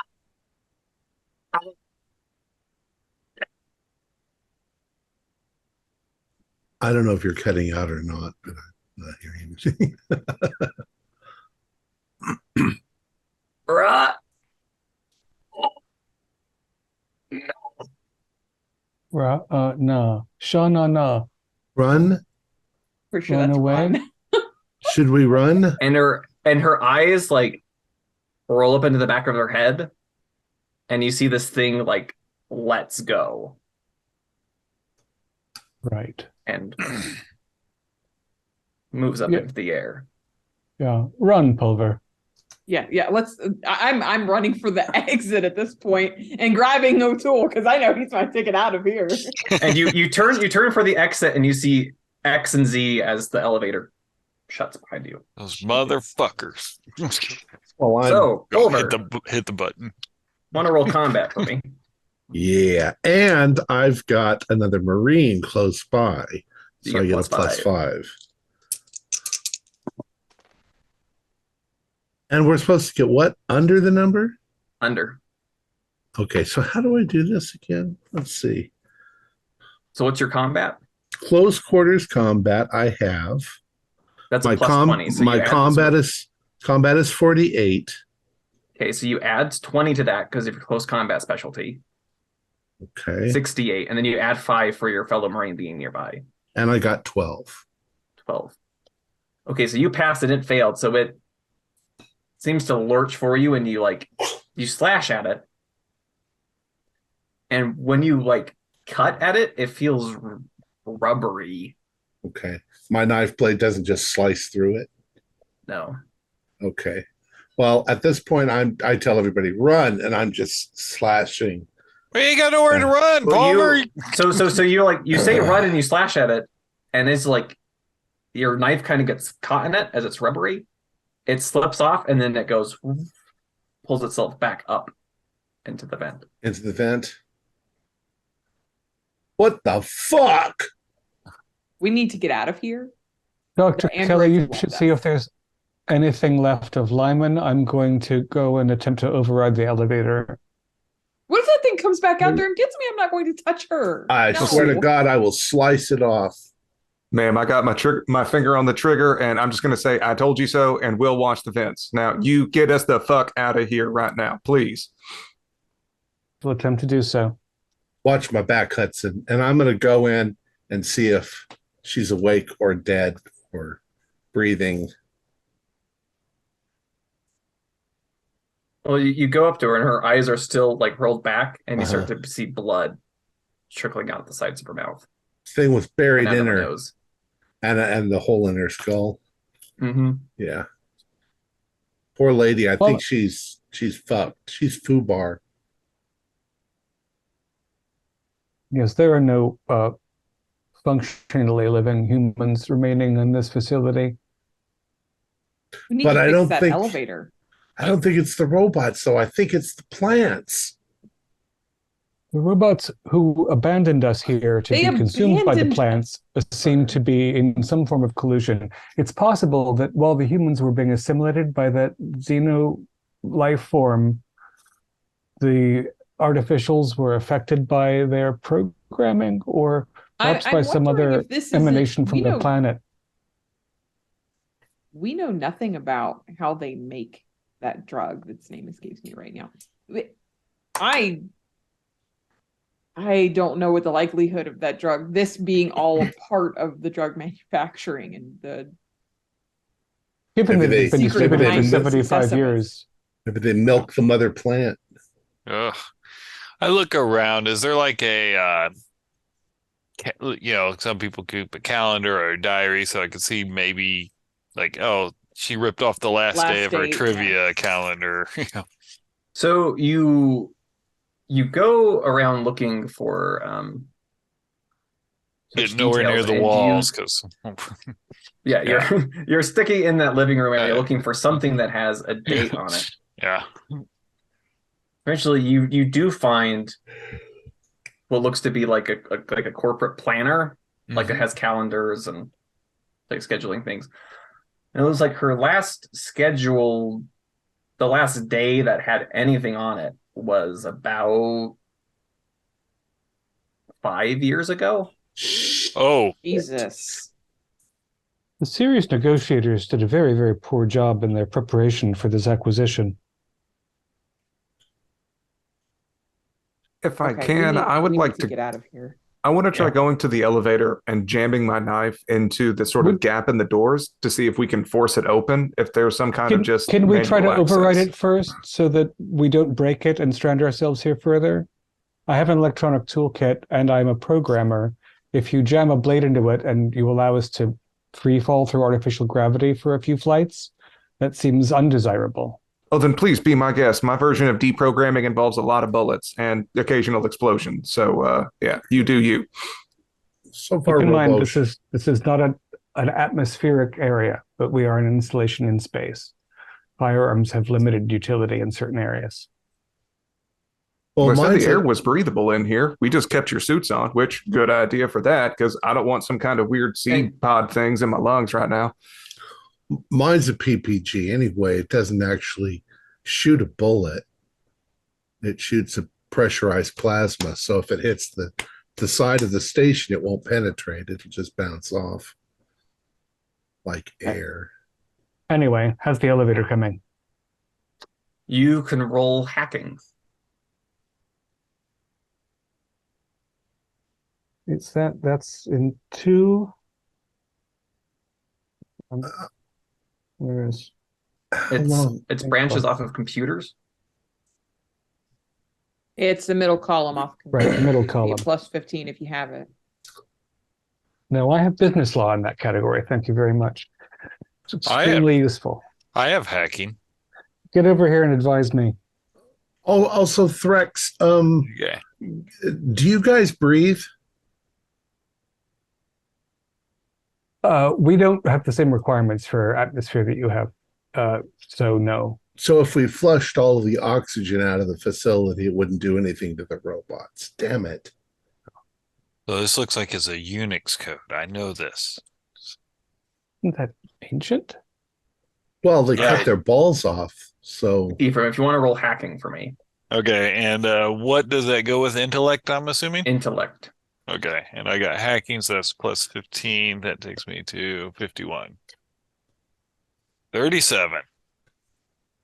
So you pop it open and you get the system. You start hearing the elevator coming back up towards you. Thank you, And- pilot.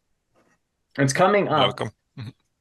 and from all around the room, you guys hear a metal like a thump, thump, thump, thump, thump. And bursting backing from away from about that. 2 or 3 vents in the walls. 3 vents in the walls. You see these stock things flop out back into the room. PPG. Got a little Right. scalpel, but I'm not letting it get close enough to me for that to be effective. It's a Walter K PPG. Nice. I have a stun All right, baton. Oliver, you want to roll firearms? Yeah. Firearms. So it's combat firearms. Mm-hmm. 09. All right, and it failed its speed. So you fire and you basically shear off the end of one of these stalks. Okay. And so the bottom part of it Is it flops now- down onto the ground and kind of Okay. worms around. Can I use my SMG on a second one? Yes, you can. Thank you. Right. So I don't even need to add anything. That's 24 under base combat is 53 for an SMG that's 4d10. All right. It passed its speed, so we both need to roll again. Okay. Oh, all right. So that's 53 for combat plus another 15 for firearms. I rolled a 60, so still passes there, even without the extra +5. All right, have to roll again.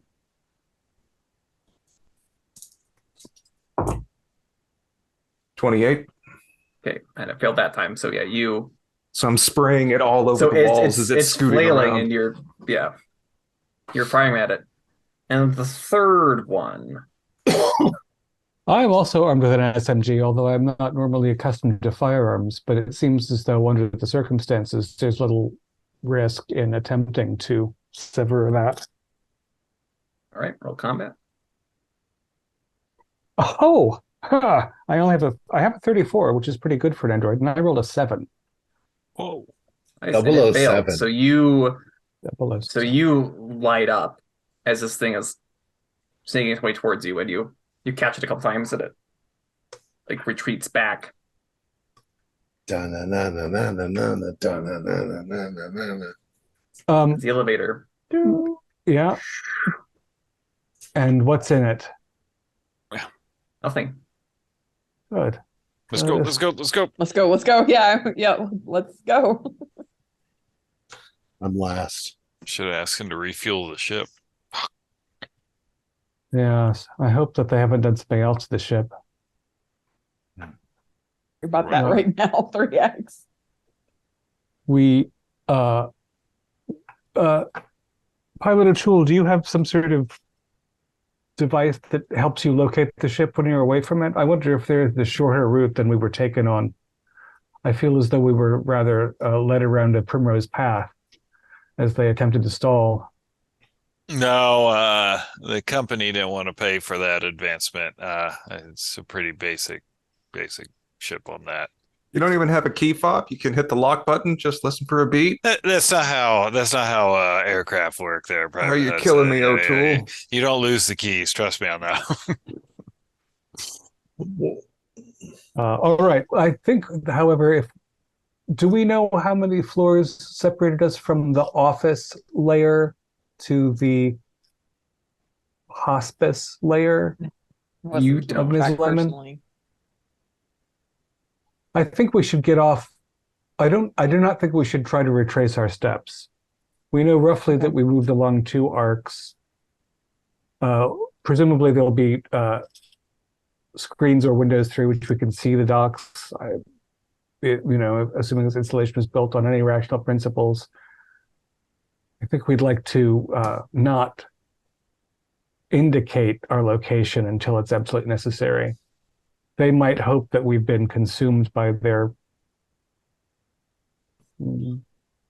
alien Rubber snakes.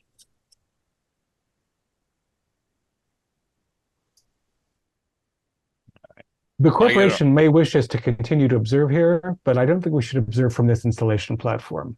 They might want to send reinforcements so that we can find out what value these facilities have under the new arrangement. If we can make it to the ship, I think we should mark this as a quarantine zone, a no land zone, and we hand it over to Ceres and they can figure it out. Pulver, I am not going to lose my money and my job over this. No.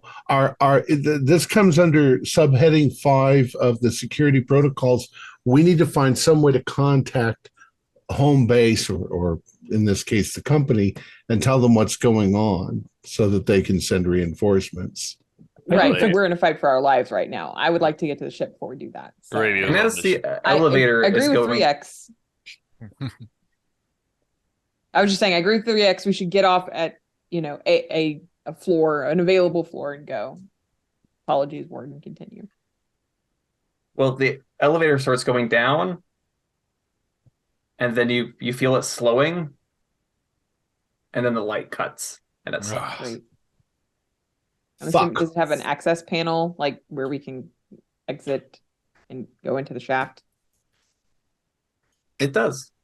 Or do we have flashlights? Do we get to do this my way now? What is your way, Hudson? Pulls out a knife. I can't hack it when the power isn't on. Difficult to hack things when they are powered down. I have a diagnostic scanner. If we can get a sample of this, it's probably not going to help us at all. But I have a tiny little flashlight. All right. No, Can I try okay. and pop a hatch on the ceiling or something to see if there's an access thing, even though those don't exist in elevators in real life?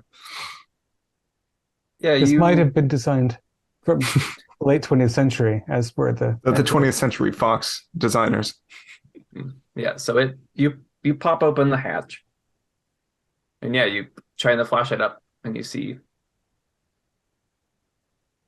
the shaft above you. All right. we should be careful. Yeah. Sounds like a security team. Looking uncertainly at these cables that remind me too much of the things attached to the woman's head, about how far is our elevator box between the next adjacent floor? Is it something that I can try and prise the door open? Yeah, if you stood on top of the elevator, you could like reach up. Okay. I want to Start. try and do that and start prizing the door open and try and just manually force it enough to squeeze some folks through. And I'm right behind him, ready to shoot anything that slithers down the cables. All right, so Pulver is looking up at the cables, the flashlight. Hudson, you want to give me some strength? Okay.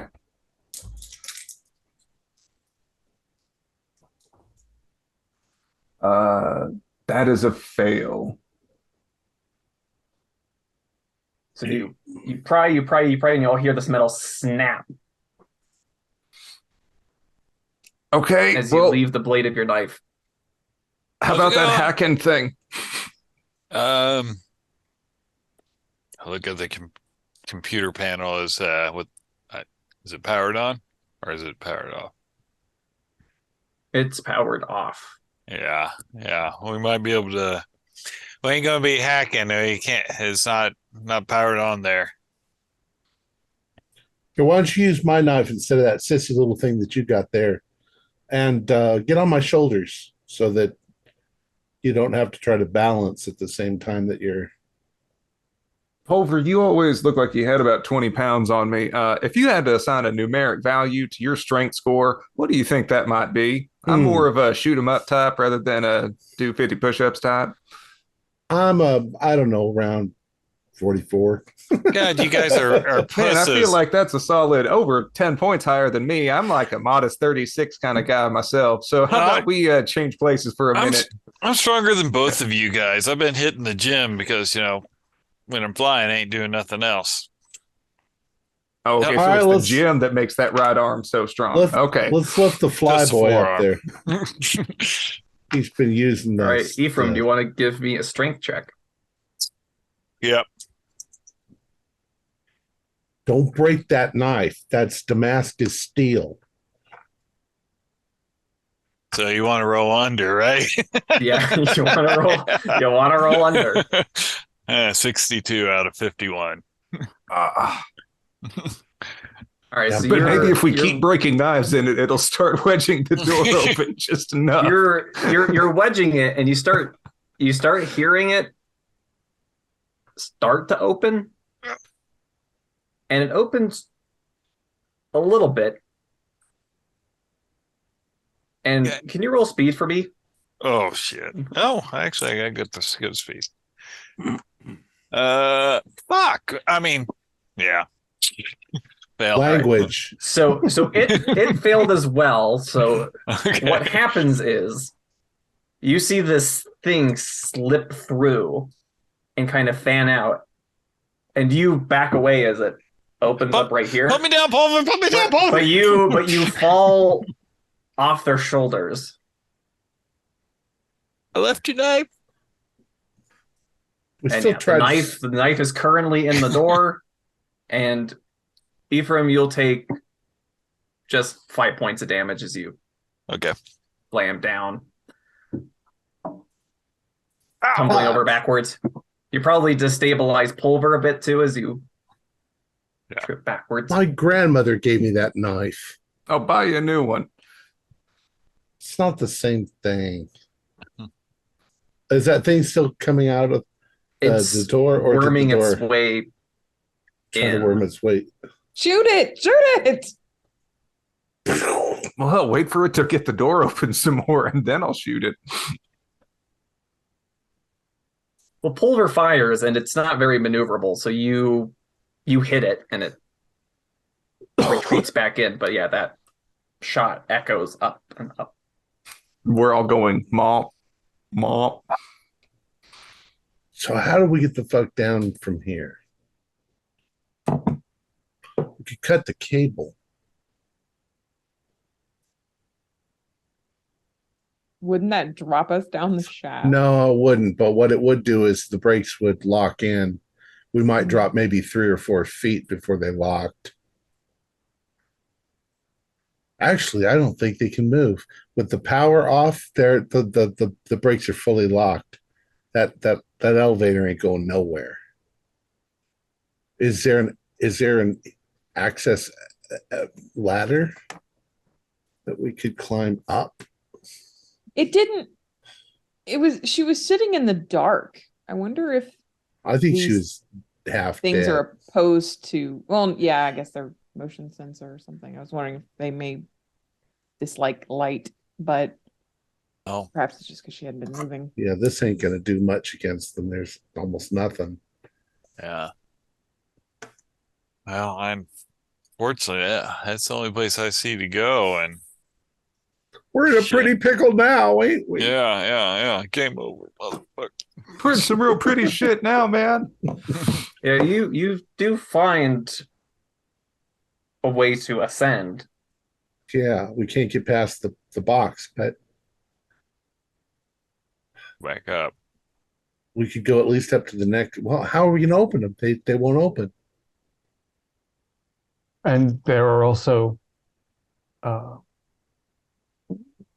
things that we don't want to meet on the other side of them. What we want to do is go down. Well, in that case, do you think blowing the cables and seeing if we can get this to drop some? Y'all can hang on to the ladder. We blow the cables. If the box drops, that'll get us somewhere. If not, we haven't really lost anything. Well, I'm telling you, I don't think the box is gonna drop because it's already the brakes lock when the power goes out. If we stood on the top of the elevator and closed the hatch with a fragmentation grenade inside it, could we hope to blow a hole in the bottom of the elevator box? Maybe. Yeah, I got one. I got I've got six, six. actually. Yes. Okay. Just one. Though. I think it's our best bet, right? Yeah. I've never tried it, so hell, I'll do anything once. I mean, if we had a better sense of the schematics of this installation, I would say that since 4 of you are suited and I can function externally without a suit for some period of time, if we had an option to get on the outside of this installation and try to make our way back to the ship in that fashion, I would welcome it. But I have no idea where we are inside this. I'll also say, Dr. Kelly, if you can log, that was 3 extras' Wait. idea, not ours. I'm not going to get disciplined or claws in me from... I'm digging through my bag and I pull out some syringes. Stims. I have stims. I don't know, do stims affect strength? I don't know, are they like steroids or more like No, it mostly kills the pain and gives us a little energy, but no, I have pain pills and I have stims. What are the stims? Yeah, no, stims will up somebody pretty good. let's let the frag grenade do its job. But you guys are gonna have to hold on because you want to plug your ears at the same time Morgan, should I roll logic against this and my intellect to see whether I'm making a very bad idea? Yeah, go for it. I mean, maybe all of the shrapnel will come up through the top of the elevator and perforate us instead of. Not. A 28 is a success on my intellect alone, and even more so on logic, or double number. Yeah, you're detonating an explosion in an enclosed environment, which is going to damage that quite substantially. That damage may open up in the bottom, but it's likely going to blow open weak points, such as the door or the hatch. It will take the path of least resistance. Yes. Which then makes me wonder if we shouldn't mount a grenade near the door that creature just tried to emerge from. Allow the grenade to do what your pocket knives couldn't, and perhaps open a path through whatever biological entity that is. Yeah, but if it blows the door, it's probably going to wreck the mechanism of the door, and it'll be permanently open or permanently I don't plan to jammed. come back here. So No, I'm Currently- just saying we might get trapped in that thing with the big hole. Having assessed my previous inclination, however, Mr. Pulver, I'm afraid that we, as relatively flimsy objects standing on top of the can with a hole in it, are not necessarily going to be benefited by the explosion in the can. We'll climb up ladder ways. How long do these fragmentation grenades take to 10 seconds. I can set it for 10 seconds. The thing is, they don't have that much. They damage if you're standing on top of them or you're right next to them. I mean, they are fragmentation grenades because they're against biological entities in general. And it's very likely, it's also possible that when one goes off, it won't be enough. It'll just punch holes in the bottom and the top. But if you guys go up the ladder, then when it goes off, even the fragments won't be going fast enough because they'll have hit the elevator and gone through the metal. They'll barely be moving when they get to you. I don't Dr. know. Kelly, none of these options appeal to me. What do you suggest? We are in a situation of duress. I do not think they will replace the power to this elevator before I they agree. are certain that we've been assimilated by that organism. The options as I see them are to either give someone a stem so that their increased strength would allow them to force open the door we failed to open previously, or we use a fragmentation grenade in an attempt to do that. In the fragmentation grenade, there's a larger margin of error there and a larger probability of us being injured. I'm inclined to go with the first option to see how well that goes. It's true, if we give both of our Marine gentlemen stim, a powerful stimulant, so that one can, or for that matter, our pilot, so that one gentleman can open the door and the other can, while increasingly alert, thoroughly assault whatever is on the other side. I have six stems. I have as well. I believe some of the armed gentlemen are also prepared to use stimulants, if that's normal protocol. I think that is correct. All right, who's taking a stim? All right. Stick it in me. It'll be just like Bangkok. We can all go to the top of the car and help brace Pilot O'Toole. Well, perhaps two people can support Pilot O'Toole and one can support Private Hudson so that he's prepared to thoroughly assault whatever should be remaining of these organics on the other side. I could lift them both. They can climb up on my shoulder. I won't be able to sustain that for a long period of time, but if we can do it within 10 minutes, I could probably do it. Let's do it. All right. So Ephraim, stick in the syringe, you press it in, and very quickly you feel your heart start really going, just wide awake. And as you have another go at the door, roll strength twice and take the better result. Climb me like a cherry tree in Grandma's yard. Yeah, sorry about the increased blood flow there, Pulver. I won't stab you in the back with it. 16 out of 51. All right, and the door, which is further, and it grinds, and yeah, you open it just enough for somebody to slip in through sideways. Oh, well, I'm here. I'm gonna pull myself up. Yeah, may as well just All right, so you wedge yourself in through. And yeah, you are just is also stimulated, ready to fire. in this pitch black space. Brian, climb up. Yep.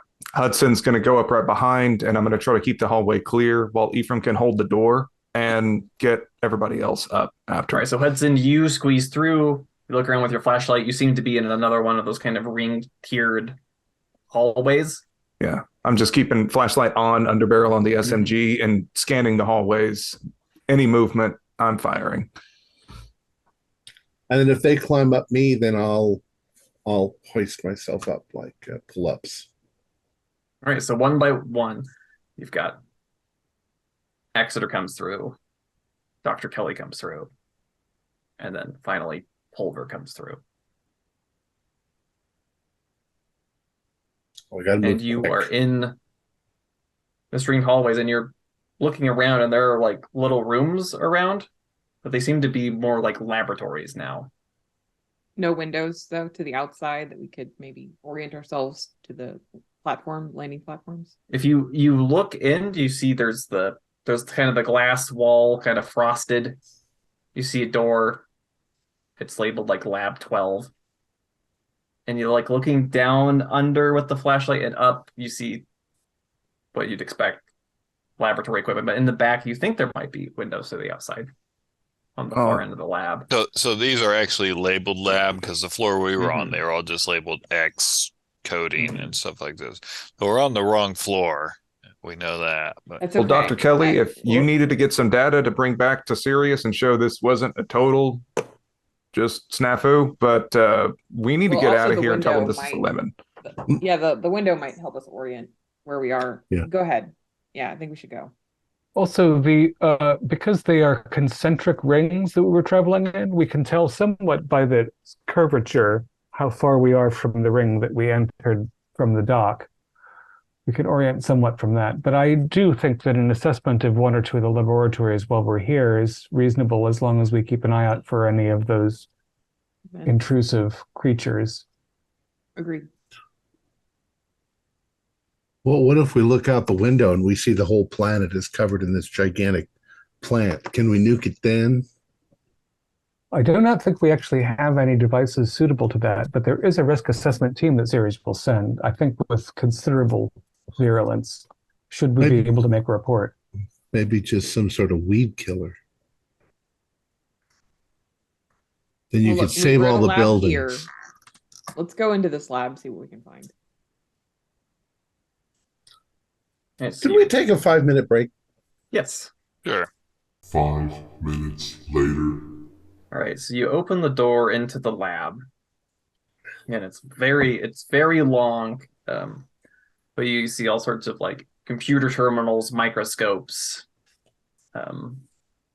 glassware, all kind of cleaned and ready for use. Again, all the lights are off, and then at the end you can see this very long rectangular window. I'll start with the computers, see if they have any information on them. I'll go straight to the window and look out. So you're going over to the window. Yeah. Dr. Kelly, you kind of start tapping at the terminal, and it slowly blooms to life. Pilot O'Toole, do you think there's any mechanism we can employ to prevent the synthetic staff from analyzing our activity as we look through the files here and turning lights on and off? Or do you think they can monitor us pretty reliably from some central command post? They could probably monitor us pretty reliably. The amount of time it would take to try and break their ability to watch it would be prohibitively long. Could we, however, generate a false signal of some kind to make it more difficult for them to analyze our activity? Yeah, I'd like I mean, to maintain some element of surprise, since we appear to be the subject of a conspiracy. I could try a simple code to try and maybe activate a computer somewhere else. Probably run in place, burning off this stem anyway. You do. Your eyes seem rather bright, and you're perspiring within your suit. Yeah.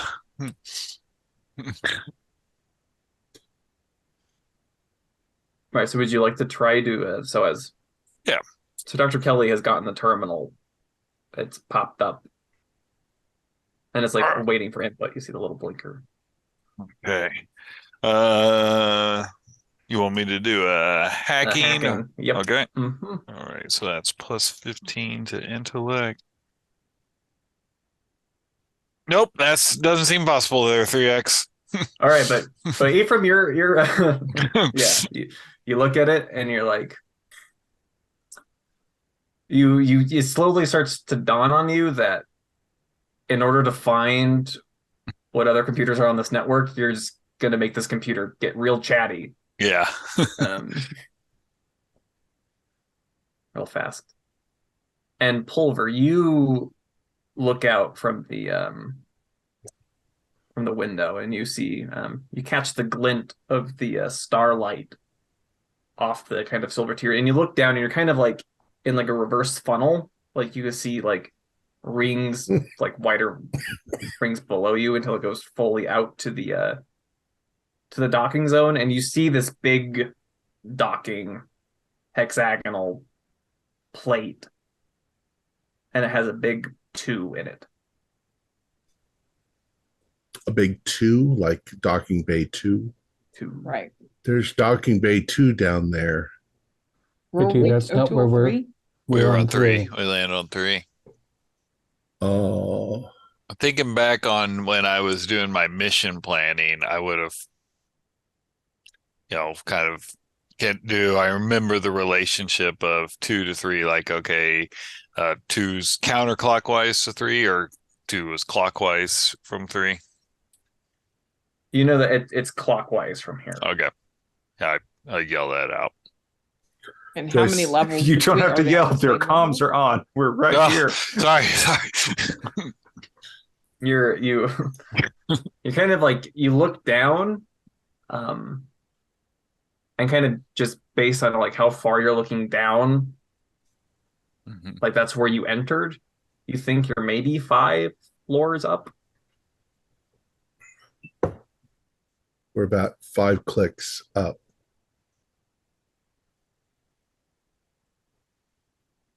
Do I see anything else out there? Like gigantic Cthulian black tentacled beast? No, you don't see anything like that, but you do see like those little vehicles that like brought the umbilicus out. You do see some of those externally driving things kind of moving around. So they're still working, or they're doing whatever they're supposed to be doing, I guess. Or they're What working they're on our doing ship. is not what they're supposed to be doing. Yeah, I'm very much concerned that we will not find our vessel intact. So, if we're still suited up, do these suits still have mag boots and 3x? How long could you hypothetically survive outside if we just blow this window out and walk across the exterior to get to our ship ASAFP? You have about 4 hours of air. All the more reason to hurry the fuck up. Yeah, but these civilians can't walk straight down the building. If we all have our spacesuits still on, I would think that they would all still have mag boots. Maybe so, but your ankles won't be able to take that kind of stress. I don't know. It doesn't seem right, but maybe there's enough handy holds that we can climb down. Mag boots might save our lives. These speculations are premature, I think. We certainly do not want to try to do an exposed trip over an installation of this size. And I'm not entirely certain that the synthetics that have put us in this predicament are capable of direct action against us. Yeah. They seem compromised, but not entirely. Don't you guys have 3? I mean, they put us in the direct path of danger by abandoning us in that room and closing the elevator and locking it. They distinctly are willing to actively, well, rather passively endanger human life. I don't know whether they intend to reprogram me after you are effectively reprogrammed by those. Is there a way in let's not call here? that a win. Let's call that an if. Is there a way in this room to contact the company? Not that you're aware of. Dr. Well, Kelly, what are you doing at the computer terminal? I was trying to see if I could find any information on what's going on here. All right. So you start opening it up and just looking through the files. So you go back far enough, and you find like research notes about their development of xenoprocidone. And they keep like referring to like these various like these labels of these various like flora from, you presume, the planet below you. Various plants, some fungi, bacteria, and whatnot. And they're analyzing them, trying to find similarities, like trying to develop drugs that counteract them. And then suddenly, as if out of nowhere, there seems to be this massive breakthrough. Okay. How long ago was that? It's about the release of the drugs about 75 years ago. Got it. All right. Following. And there was a Marcia Lyman Okay. who suggested these things that they try. And they've developed the drug. And then the research notes start getting more sporadic as the years go by. You see these kind of investigations into, well, maybe we can create a sedative with this plant, and they kind of go, but they don't. It becomes very clear that they never really grasped the biological understructures of these things. Okay. And then there's a note about 5 years ago, where it says, Nora Lyman has suggested making contact again. Yeah, I'm reading this aloud to people as I kind of download all these notes onto a thumb drive or something. Contact again. Yeah, I don't like the sound of that. I don't. As in, I mean, you could read that two ways. She wants to contact these creatures again, or she's reaching out to try and make contact to this facility. Is there any elaboration on that? And maybe she was in contact. Maybe that was the whole me thing. Oh. Yes. I think that was a mechanism of communication. Who knows over what period of time it took to complete the Dr. Kelly, your assessment was that she was no longer viable once that thing had disengaged. Correct. And again, I'm assuming that the staff that told us that there were 10 living humans aboard were referring to that. I'm assuming they're in a similar the fact state. that she was still breathing, right, as an excuse to call them Technically living. alive, right. When Warden, when did it say that she wanted to make contact again? How long ago? 5 About years. 5 years ago. Okay, so it matches up with the calendar. lines up. Okay, yeah. Well, then all right. who was doing all the negotiating for this hostile We don't takeover? Well, that's the thing. You think back on it, and what Vanessa told you is that they tried to acquire the company, seeing its stock price. Okay. And when nobody Responded. responded to their bids, they did a hostile buyout. So they assumed Oh. there was obstruction when in fact there was simply no one at the helm. Yeah. No one human. Which and explains the- why the androids had no clue that we had taken over the company. Okay. But in some fashion, the synthetics have been suborned to the task of this new entity. What if Again, possibly Lyman was giving them orders when she was still capable of doing so, while also subjugated to that influence. what if we use the other synthetics as a communication device between us and rubber snake things? Since it seems to be in contact with them and we can talk to them. Is it in contact with them? It seems to be controlling them in some way. I kind of assumed, well, my assumption was that after 5 years of no maintenance, no, I don't know. I'm My speculating priority at is this getting point, us out of here. quite. I speculate at this point that the interface between the Lyman family and the planetary organism was beneficial 75 years ago, and that it provided the introduction for xenoprosidone.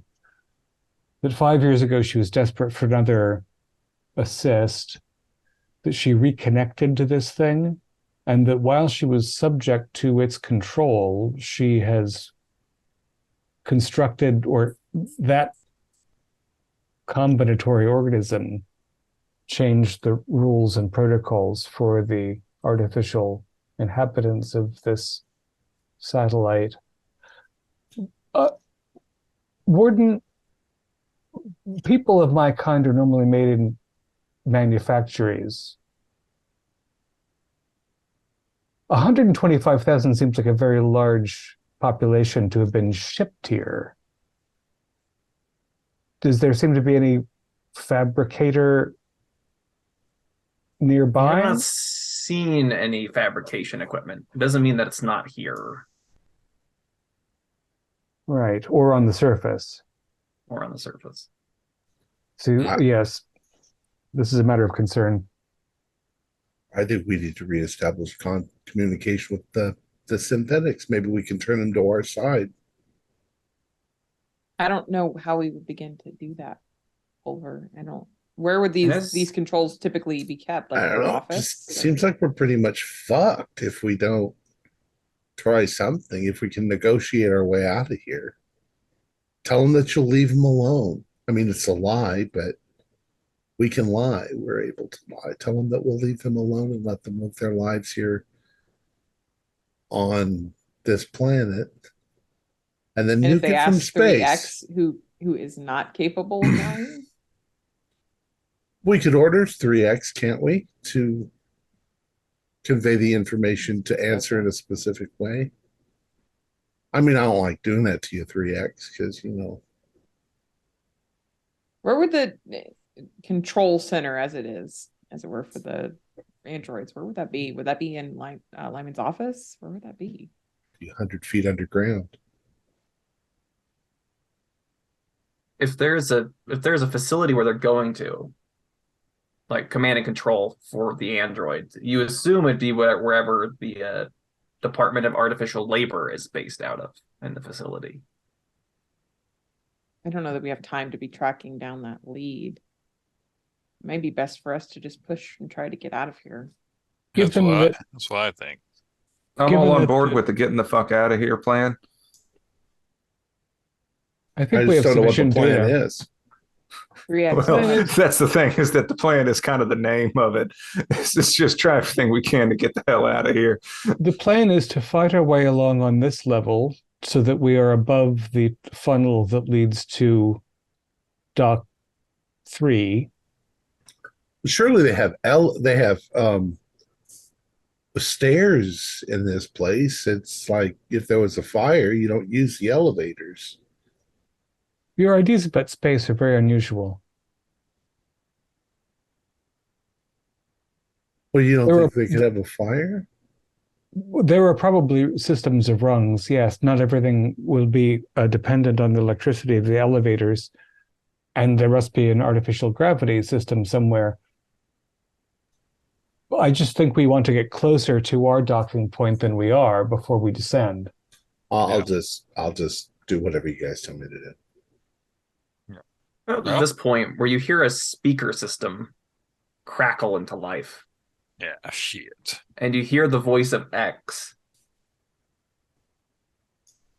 our series guest, Mr. Tasung, is ready to speak with you. Oh, Dr. Kelly, if I may. X, Please.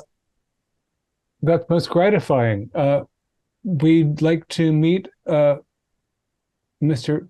Tsang at the welcoming bay we saw you all at shortly after we left Dock 3. Is that a suitable meeting place?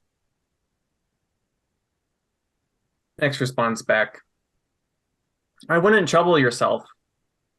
I've been told he is on his way to Lab 12 to meet you.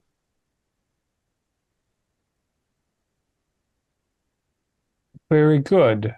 Does he still speak in human tongues?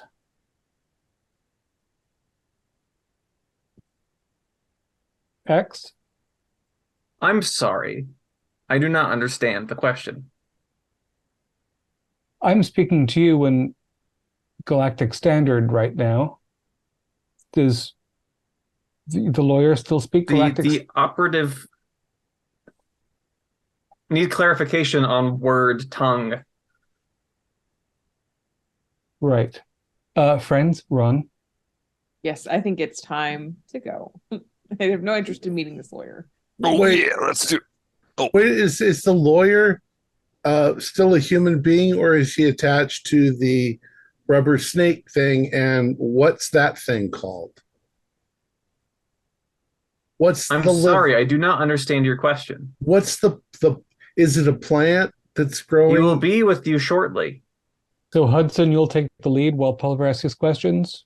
We're going toward 3 away from 2, which we think is clockwise based on O'Toole's ideas. Mm-hmm. All right, so you go out back into the hallway. What order are you in? It sounds like it'll be Hudson in the lead, then maybe O'Toole right behind because he's roided up, then Kelly, 3X, and Yep. Pulver in the rear. Bring up the That rear sounds good. this time. Yep. Yeah.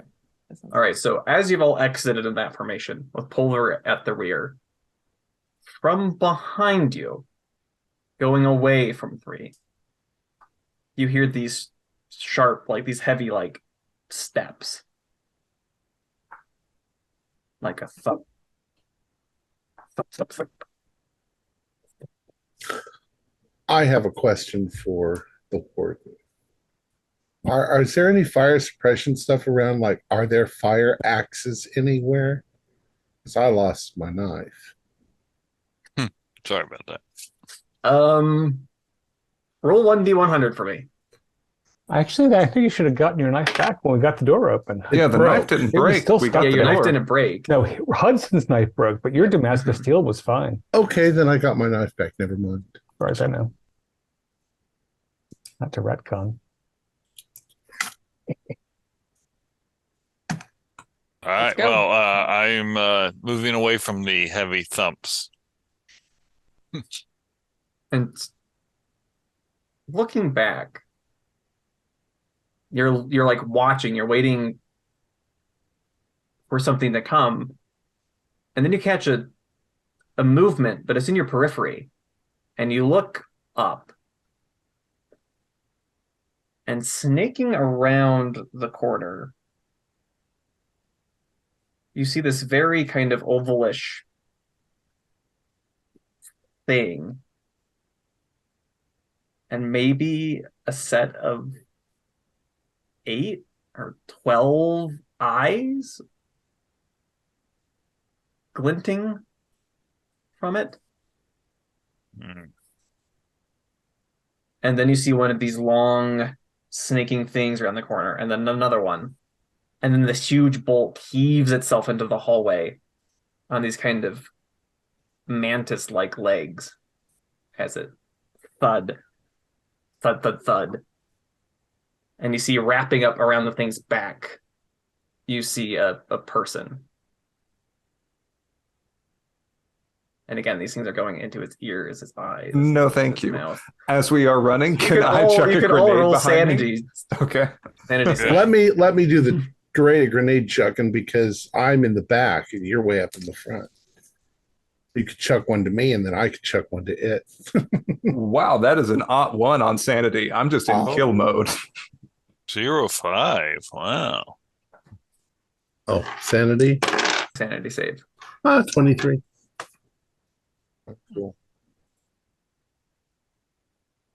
You roll against, you should have a save value as an android. For sanity, that's what you roll against. So you should have a base of 20 unless it's otherwise changed.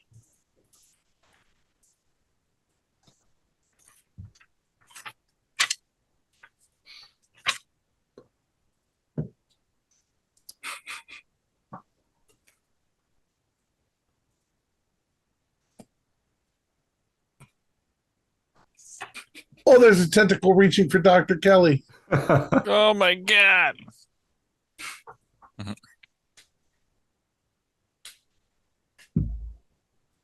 I'm sorry, so what are we doing right now? Waiting for Exeter. Sorry. So yes, I see the save chart, and my sanity is only 20, and I rolled an 89. So, Okay. but that's So not how everybody- that works, right? I'm sorry. So everybody who passed, you get 1 stress. You accumulate 1 stress. If you failed, you accumulate 1d8 stress. Yep. Okay.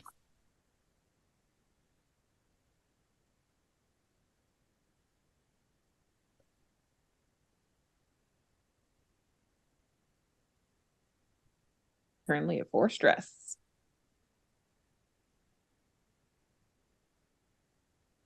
Yeah, so as this thing, it's rounding the corner and coming towards you. And it's big. These hallways you think maybe go up 15 feet, and that 10 maybe is all the way up there.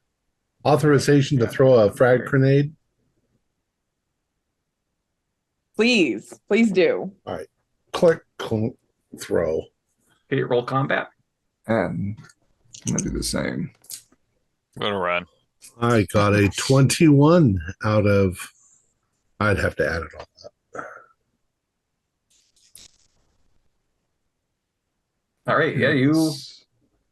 And then Hudson, are you throwing one as well? Yes, I'm throwing one as well. I rolled a 60. So I think with combat and the +5 and things, that's a pass for me.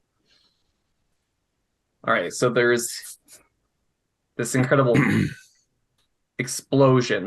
Of course, we Glass run away. shatters. It's you know, just you're running back, and you see the explosion of the shrapnel like cut into this thing, and like cause like these really deep jagged furrows in it, lacerations. but it doesn't stop.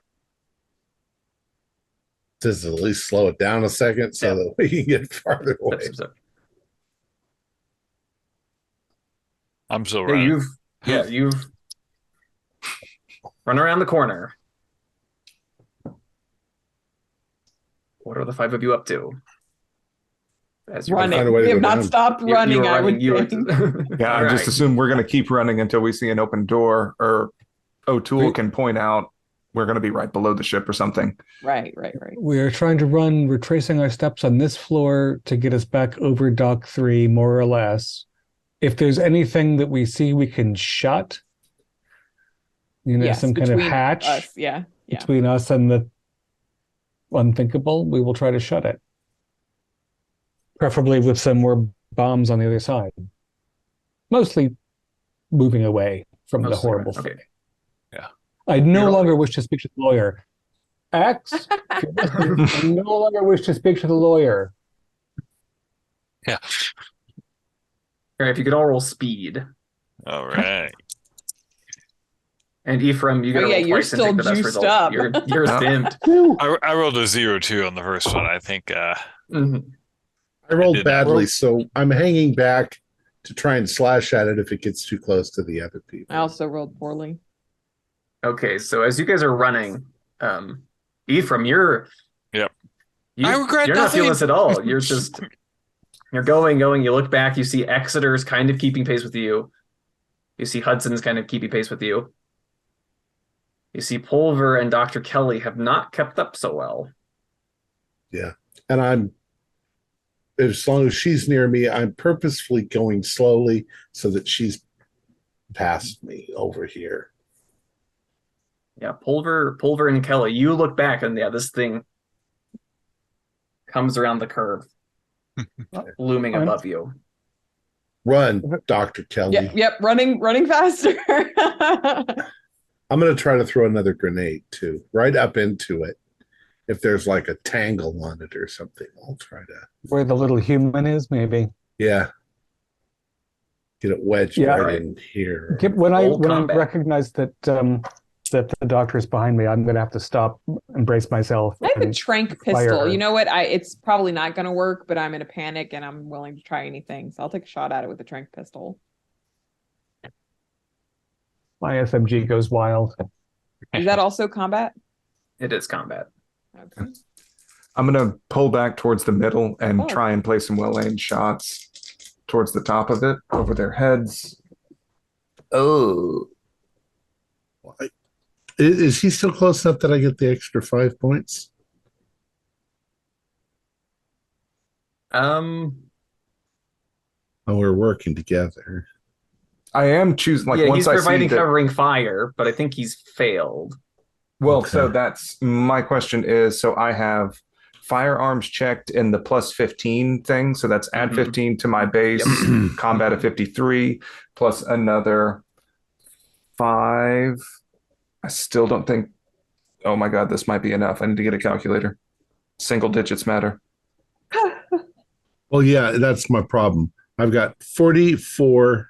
Oh, wait, that's not. I'm dumb. I passed. I got 48 in combat and I got 47, but I kept looking at the 44.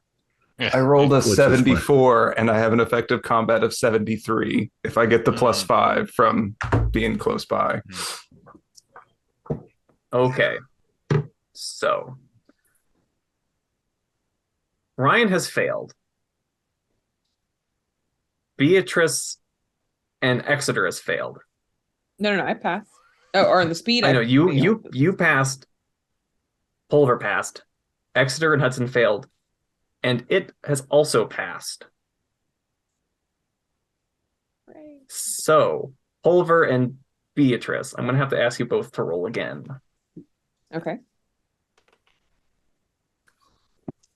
Fucking 90. Oh, that's a double 55, which is a fail. Okay. And And it won the tiebreak, it passed again. So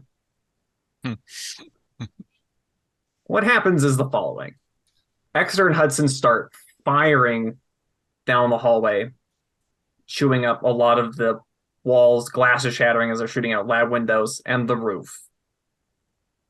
Maybe a few stray shots are grazing the thing, but it doesn't seem too deterred. My Beatrice frag is bounced stumbling off. backwards, firing the trank pistol. shoot myself. Into it. I go out. No, you don't shoot yourself, but you're firing quite wide as this thing presses forward, and Pulver is throwing a grenade up at it as it's pressing down on him. But it's bouncing. Yeah. And so Pulver, you wedge it into its flesh, but that's flesh comes right up next to you. It's right up here. Yeah. Yep, and All right. I love you, Grandma. How much damage? so grenade. Only 1d10? I told you they ain't Really? that powerful. Yeah. I'll be right on top of them, but I was literally right. in Yeah, my and face. SMG does 3d10. 4d10. You're fine. Yeah, you would think that it would do more But- damage than that. It's not the grenade that's necessarily the problem. Mm-hmm. So as this shrapnel goes off, you see Pulver not only get pretty cut up, but this thing like picks him up with a couple like tendrils. So he's kind of like ragdolled up in the air. Probably As pinned. Pulver is ineffectively Yeah. cutting wild. And it like lifts him up, and you almost see like the head almost turn as its 12 eyes are like looking him up and down.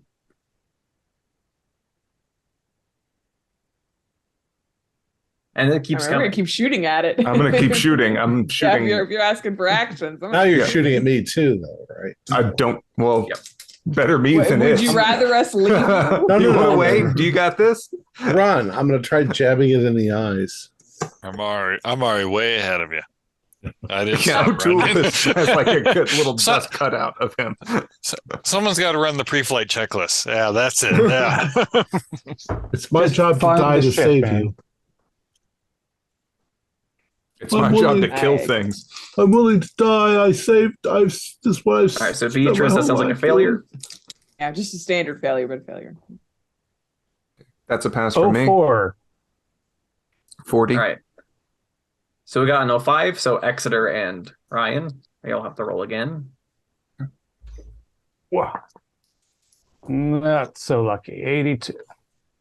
Another pass from me. Oh, wait. Okay. That's a crit. That's a 66 from me. And you've lost your +5 bonus from. I still got it. I that have still passes? Okay. 15 plus 53. So I still got Right, that. so now Exeter has failed, and you and I have to keep rolling. Oh. Even though we got the crit, it doesn't matter. Okay. Oh, that's right. He got a crit. Yep. All right. So yeah, Beatrice, you're Yeah. Wildly shooting. again. You're wildly shooting Probably out at this tranquilizer up. Exeter, you're. And the recoil on is hard to manage. You're chewing up the wall and the roof. Yeah, I got one nice hit, but it just like went boom into it. And then I was like, "Arr!" Yeah. I'm imagining Exeter is doing the suppressing fire. All right, and Ryan, you hit it kind of right in that nest of eyes.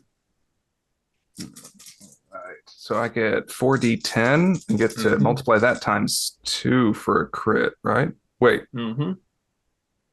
nice. Ooh, that's a lot of 10s. 10, 20, 27, 32. And so then I don't think I multiply SMG times 2. It says that for some, but not this. So I think that's just 32 Okay, so for a 32. crit. All right, so you hear this pop as it kind of blows a chunk out of this thing. And the human that's attached on its back starts screaming. Good. And you see it starts to pull back around the hallway, taking Pulver with it. Mhm. Am I dead yet? Not yet. I don't think. You're Well, ineffectually screaming, flailing a knife. Okay. Can I grab one of my, maybe 3 or 4 of my hand grenade, my frags, and jam them in the hole in the thing's face that he just made? And it'll blow me up. It'll blow the thing up, hopefully. Kelly, I want You to can- get that lawyer. I want to get You- that lawyer. It You might can know a way roll. out. You can roll combat. Wow, 72. It's not going to work. All right. So, and it also failed. So yeah, there's you go to like pull the grenades and you pull the pins, but they drop out of your belt and kind of roll onto the floor. Okay. Hmm.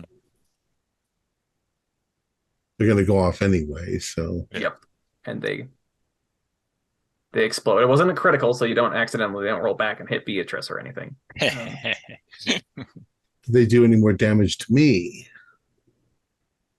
Yes. Yeah. You get more cut up, and then again, this thing like it was like pulling back, but now it's like really retreating from the others. Okay. So Let me go, you son the of a humanoid bitch. form that was attached to this monster was separated during this frontal lobe damage. It started screaming. And Yeah, No, I don't think he was screaming. separated, but it was yelling while I damaged the front of it. Oh, it's not moving separately. I'm No, sorry. he's the attached, humanoid like- part is not. I see. I thought. Yeah, the this- humanoid is kind of piggybacking on top of this horrible thing. I thought it was sort of blasted off and was trying to act independently, but I don't. Yeah, never mind. Don't want to talk to the lawyer. Never mind the lawyer. Never mind. For what it's worth, I just hear explosions as Pulver's getting carried away. So I am going to hit a stem, grab Kelly, and start trying to follow O'Toole with 3X in tow, as it's now my job to get them off of this ship. All right, so Kelly, you feel Hudson grab your shoulder from behind you and start pulling you back.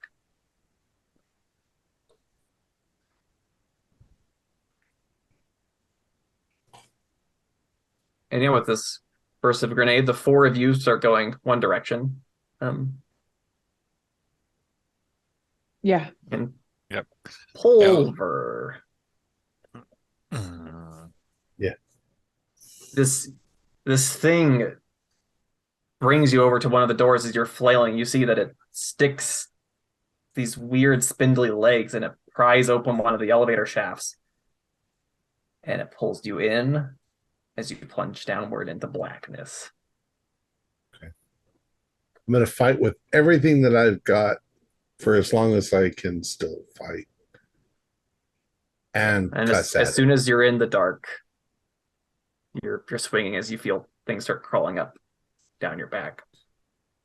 And slowly you feel it start going over your face. You son of a bull. Yeah, maybe I will. Fair enough. I'm not going to become an enemy to my friends. So yeah, I'll do that. Therefore, you eventually catch up with O'Toole. Oh, that stem's wearing off. feeling the crash. But yeah, you're looking out one of these lab windows and you see docking bay 3. Mm-hmm. You see lights, you see your ship, and you see a few of these the umbilicus has been detached, and you see these little vehicles kind of driving around. Motherfucker. All right, how you doing, brother? Yeah. How many floors down is it? There were kind of 5 floors. 5. That's pretty good. Any indication, Pilot O'Toole, of damage to the ship on which we arrived? Oh yeah, I'm looking from 5 stories down. Unless they damage the superstructure of the vehicle, I probably wouldn't be able to tell. There's nothing like a cable that suggests they've been sucking out the fuel or something like that. No, nothing like that. No. So how many floors do we find an umbilicus? And by the way, they are capable of watching us. They've been in communication. Mm-hmm. Well, it's 5, right? We need to go Yep, down we 5 gotta go. and we won't be on the level that our ship is at. I was hoping there were Oh, You are could you possibly trying to create an exit umbilicus from from a the higher- outside? Got it. or just that they had different layers that shot down a cable. But if they're all from the same platform, it's fine too. As far as we know, again, the androids have, and I'm ashamed to say that they're my kind, they have not directly attacked us yet. And they seem to maintain different realms on the installation. They don't seem to cohabitate very comfortably. I started looking around for like a way down, like maintenance yeah, tunnels. maintenance, access. A laundry chute. I'll take anything. You Dumb see stuff waiter. like that on the outside. Yeah. Okay. Presumably, Is some there of a way these to inner get to doors the are also outside? that. Well, aside from rapid depress. Aside from, Those are windows. I have frag grenades. Probably pretty thick windows too. Yeah, it's probably so this one is probably impenetrable. I have 5 We frag see like a grenades. docking bay, right? Is there an umbilicus that leads out to that docking bay, even though there's nothing on it? You just follow the umbilicus out the docking bay. You assume that there is like umbilicus apparatus Well, at all the docking points. yeah, and if they've got like rungs on the outside, there's got to be an access panel to get outside besides Yes, blowing the. that's what we're looking for. Yeah. Yes. So, yeah, kind of looking up. Maybe that it's up, down, looking for like a door that's kind Looking of out, on the yeah, wall. you start opening like doors that you see, Hmm. and you find one that seems like it has like you've seen like air filtration, electrical wires, pipes, Mhm. and yeah, there seems to be a few little hatches in here. Let's go. Let's try it. All right, so Ephraim, you go into this little maintenance room. You go up, you go worm your way through this little hatch. And yeah, you come across this massive rotational thing. And again, there's like all this, it's very brightly colored orange caution. Yeah. Bad idea. Yeah. And yeah, you crack it. That won't stop me because I can't read. That's right. There's the whoosh of air you can kind of feel on the outside of your sealed off suit. Mhm. And you open it up to Mhm. the outside of the station. Right. Yeah, we're following suit. I think all of us are. Hang on tight. Mhm. Yeah, and you, I mean, Unplanned EVA. you go out the hatch Mhm. and you feel yourself start to float off. So you can roll 0G. Okay. Hold your breath, 3x. 0G. I Which think I want to column's let it that out in? actually, so as not to. It's in the first column. Okay. Oh, and then what would that be? Stat would that be on? Speed. Speed. Oh, good. Okay, so if it's not checked, it's just base speed. pass. Fail. I'm assuming we all need to. Yes. Roll. Everybody's going Impressing. outside. Oh boy, that's a fail on doubles. Oh. So, and how did you do, I Exeter? just had a regular fail.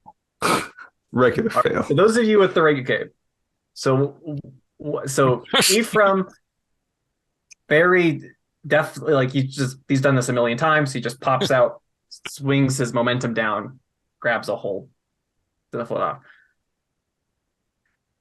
Hudson and like Hudson comes out, misses the hatch, and he starts spinning, not too far away, but he starts spinning off. Exeter kind of hesitant to go, We didn't and then cover this Dr. in law Kelly, school. you feel that thing like it's like, is it coming up behind you? Is it in the maintenance room?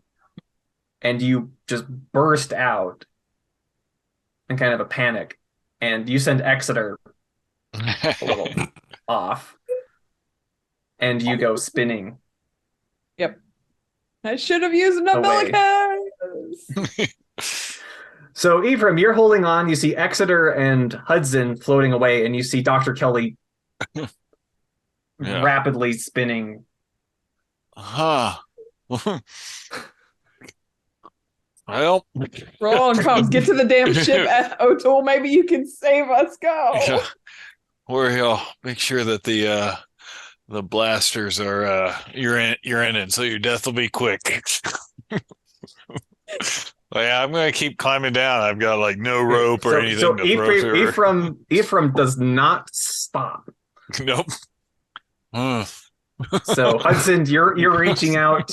Exeter, you're reaching out, and Ephraim, eyes on the prize. That's right. It sucks to suck. So I'm assuming we don't have the little, like the No. like kind of movement suits. Okay.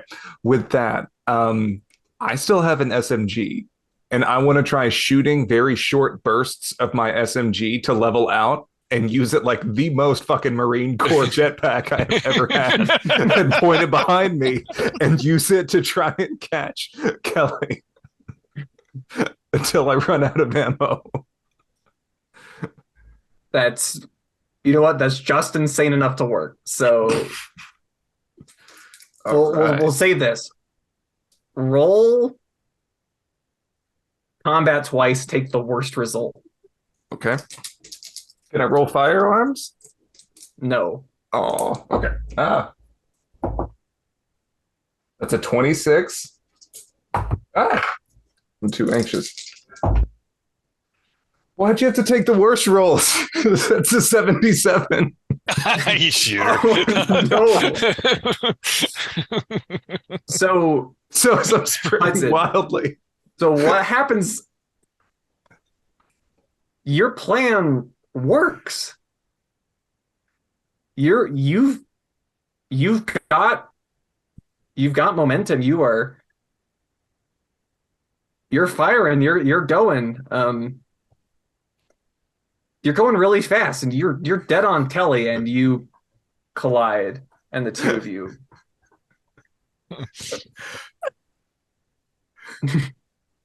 Don't worry, I'll catch you.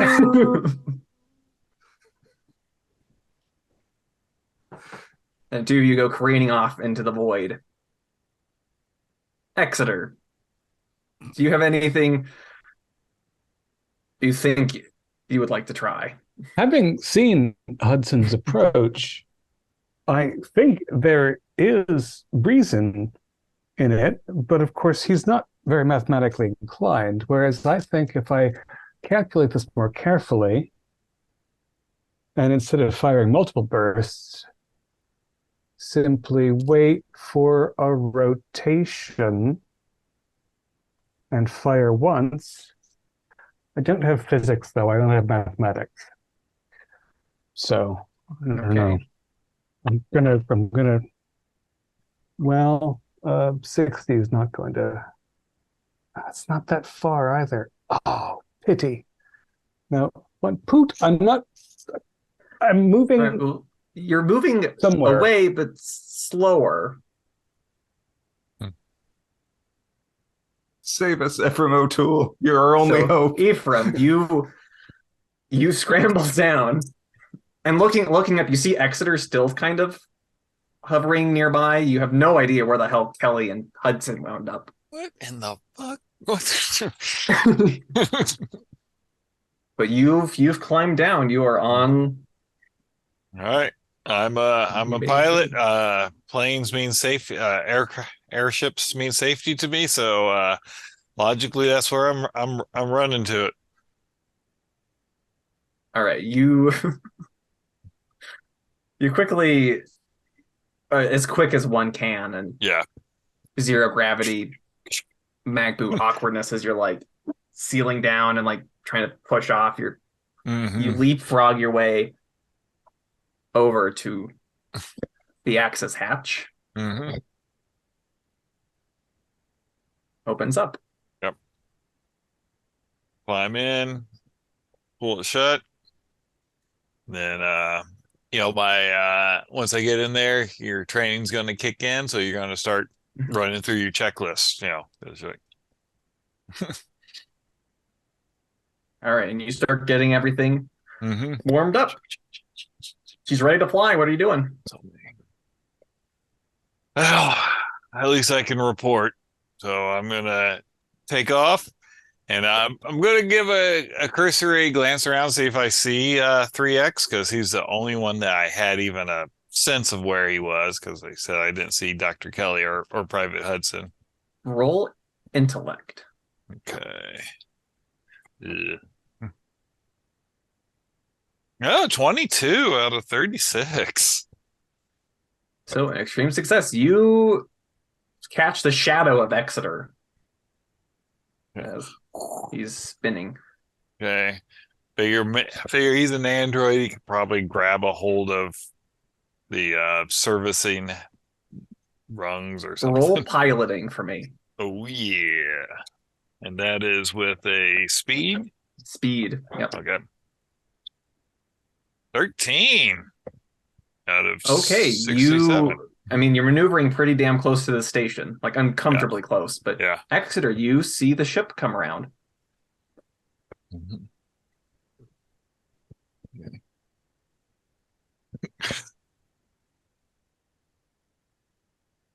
So And what am I rolling? Speed, speed. strength, You're rolling intellect? speed.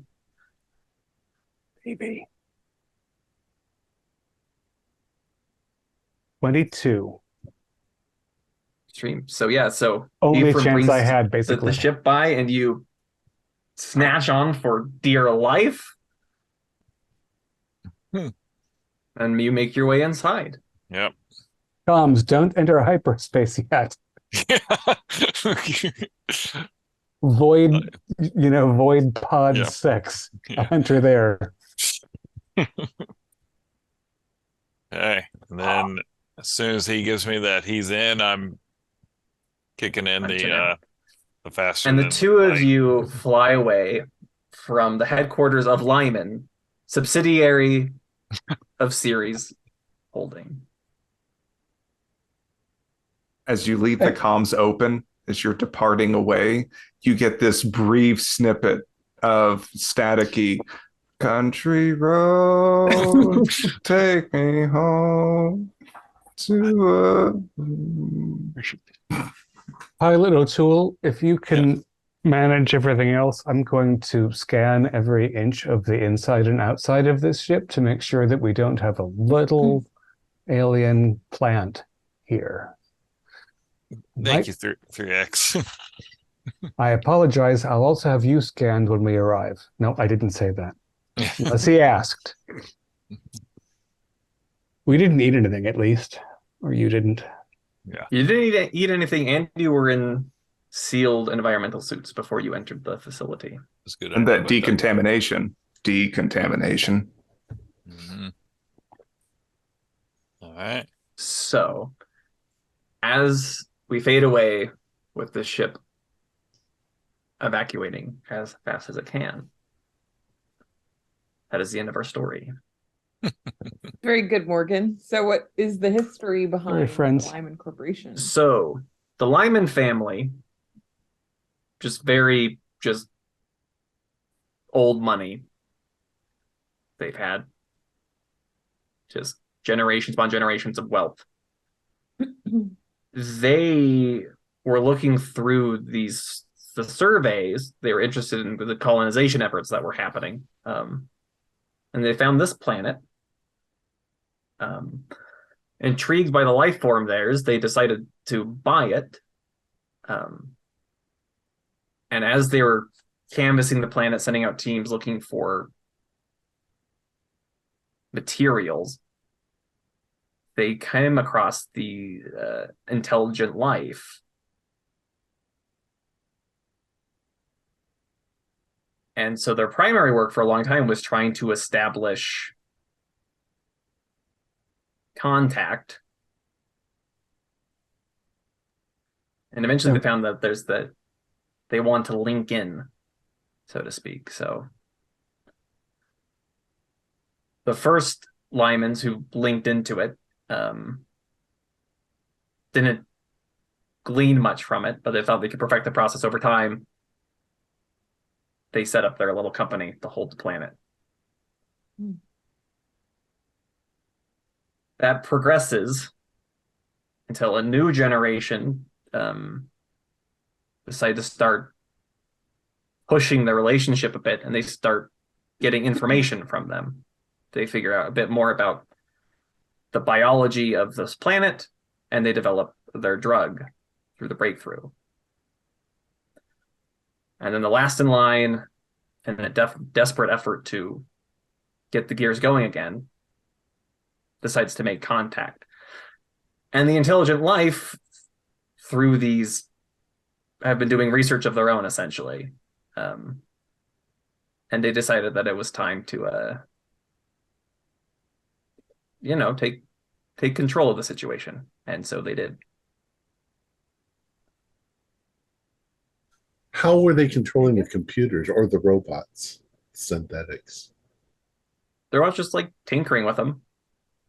The robots are very passive. They don't really defend themselves. And so that big hulking thing, can just pick them up and Fiddle with them and fiddle with their brains. And so that was one of the lines that I don't remember if it was X or Z said that it was their job is to perfect life or something like that. Was that they were trying to manipulate biology either of the creatures or trying to find a shared symbiosis or something? So yeah, Lymans were very interested in prolonging life, healthier, longer lifespans. That these entities that they found, while they will prolong your life rather indefinitely, comes at a pretty steep price. Yeah. The loss of yourself.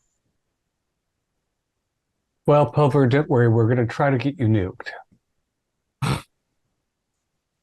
Yeah. In case that, in case they salvaged too much of you after the knife They throw. might have. That would have been horrifying to still Then wake you up and wake find up. that I'm part of that thing. Yeah. And then I find out that it's incredibly friendly and useful, and Yeah. it's like It just wanted to hang out. We should have all Actually, become it's really part of it. snuggly in there. Yeah. It's like tickling your pleasure zone in your brain. So you're just like, And other oh. parts of your body. Yeah. Yeah. Lyman wasn't saying run. She was saying run for the nearest She was saying organism. fun. Fun. She She's was saying fun. It's so much fun in here. Come in here. Our players included Holly Buteau, David Gassaway, Dr. Lex Hurley, and Keith Craig with myself, and Morgan Llewellyn as keeper of the secrets. As the warden, sorry. We have a Discord server where you can chat with other members, you can set up private games, and you can learn the finer arts of gameplay and game mastering. We provide audio-only versions of our shows free for you to download from Podbean or iTunes. If you'd like to help support our show, please visit our Patreon account. Just $1 a month helps us a lot. Like, share, and subscribe to our channel, and punch the bell icon for updates on our latest shows. And leave us some comments. We enjoy reading them and answer any questions you might have. This is Thom Raley, together with all the members of our gaming club, inviting you to journey with us once again into the darkness for another adventure into the strange and terrifying Mothership role-playing game. Until next time, good luck and good gaming.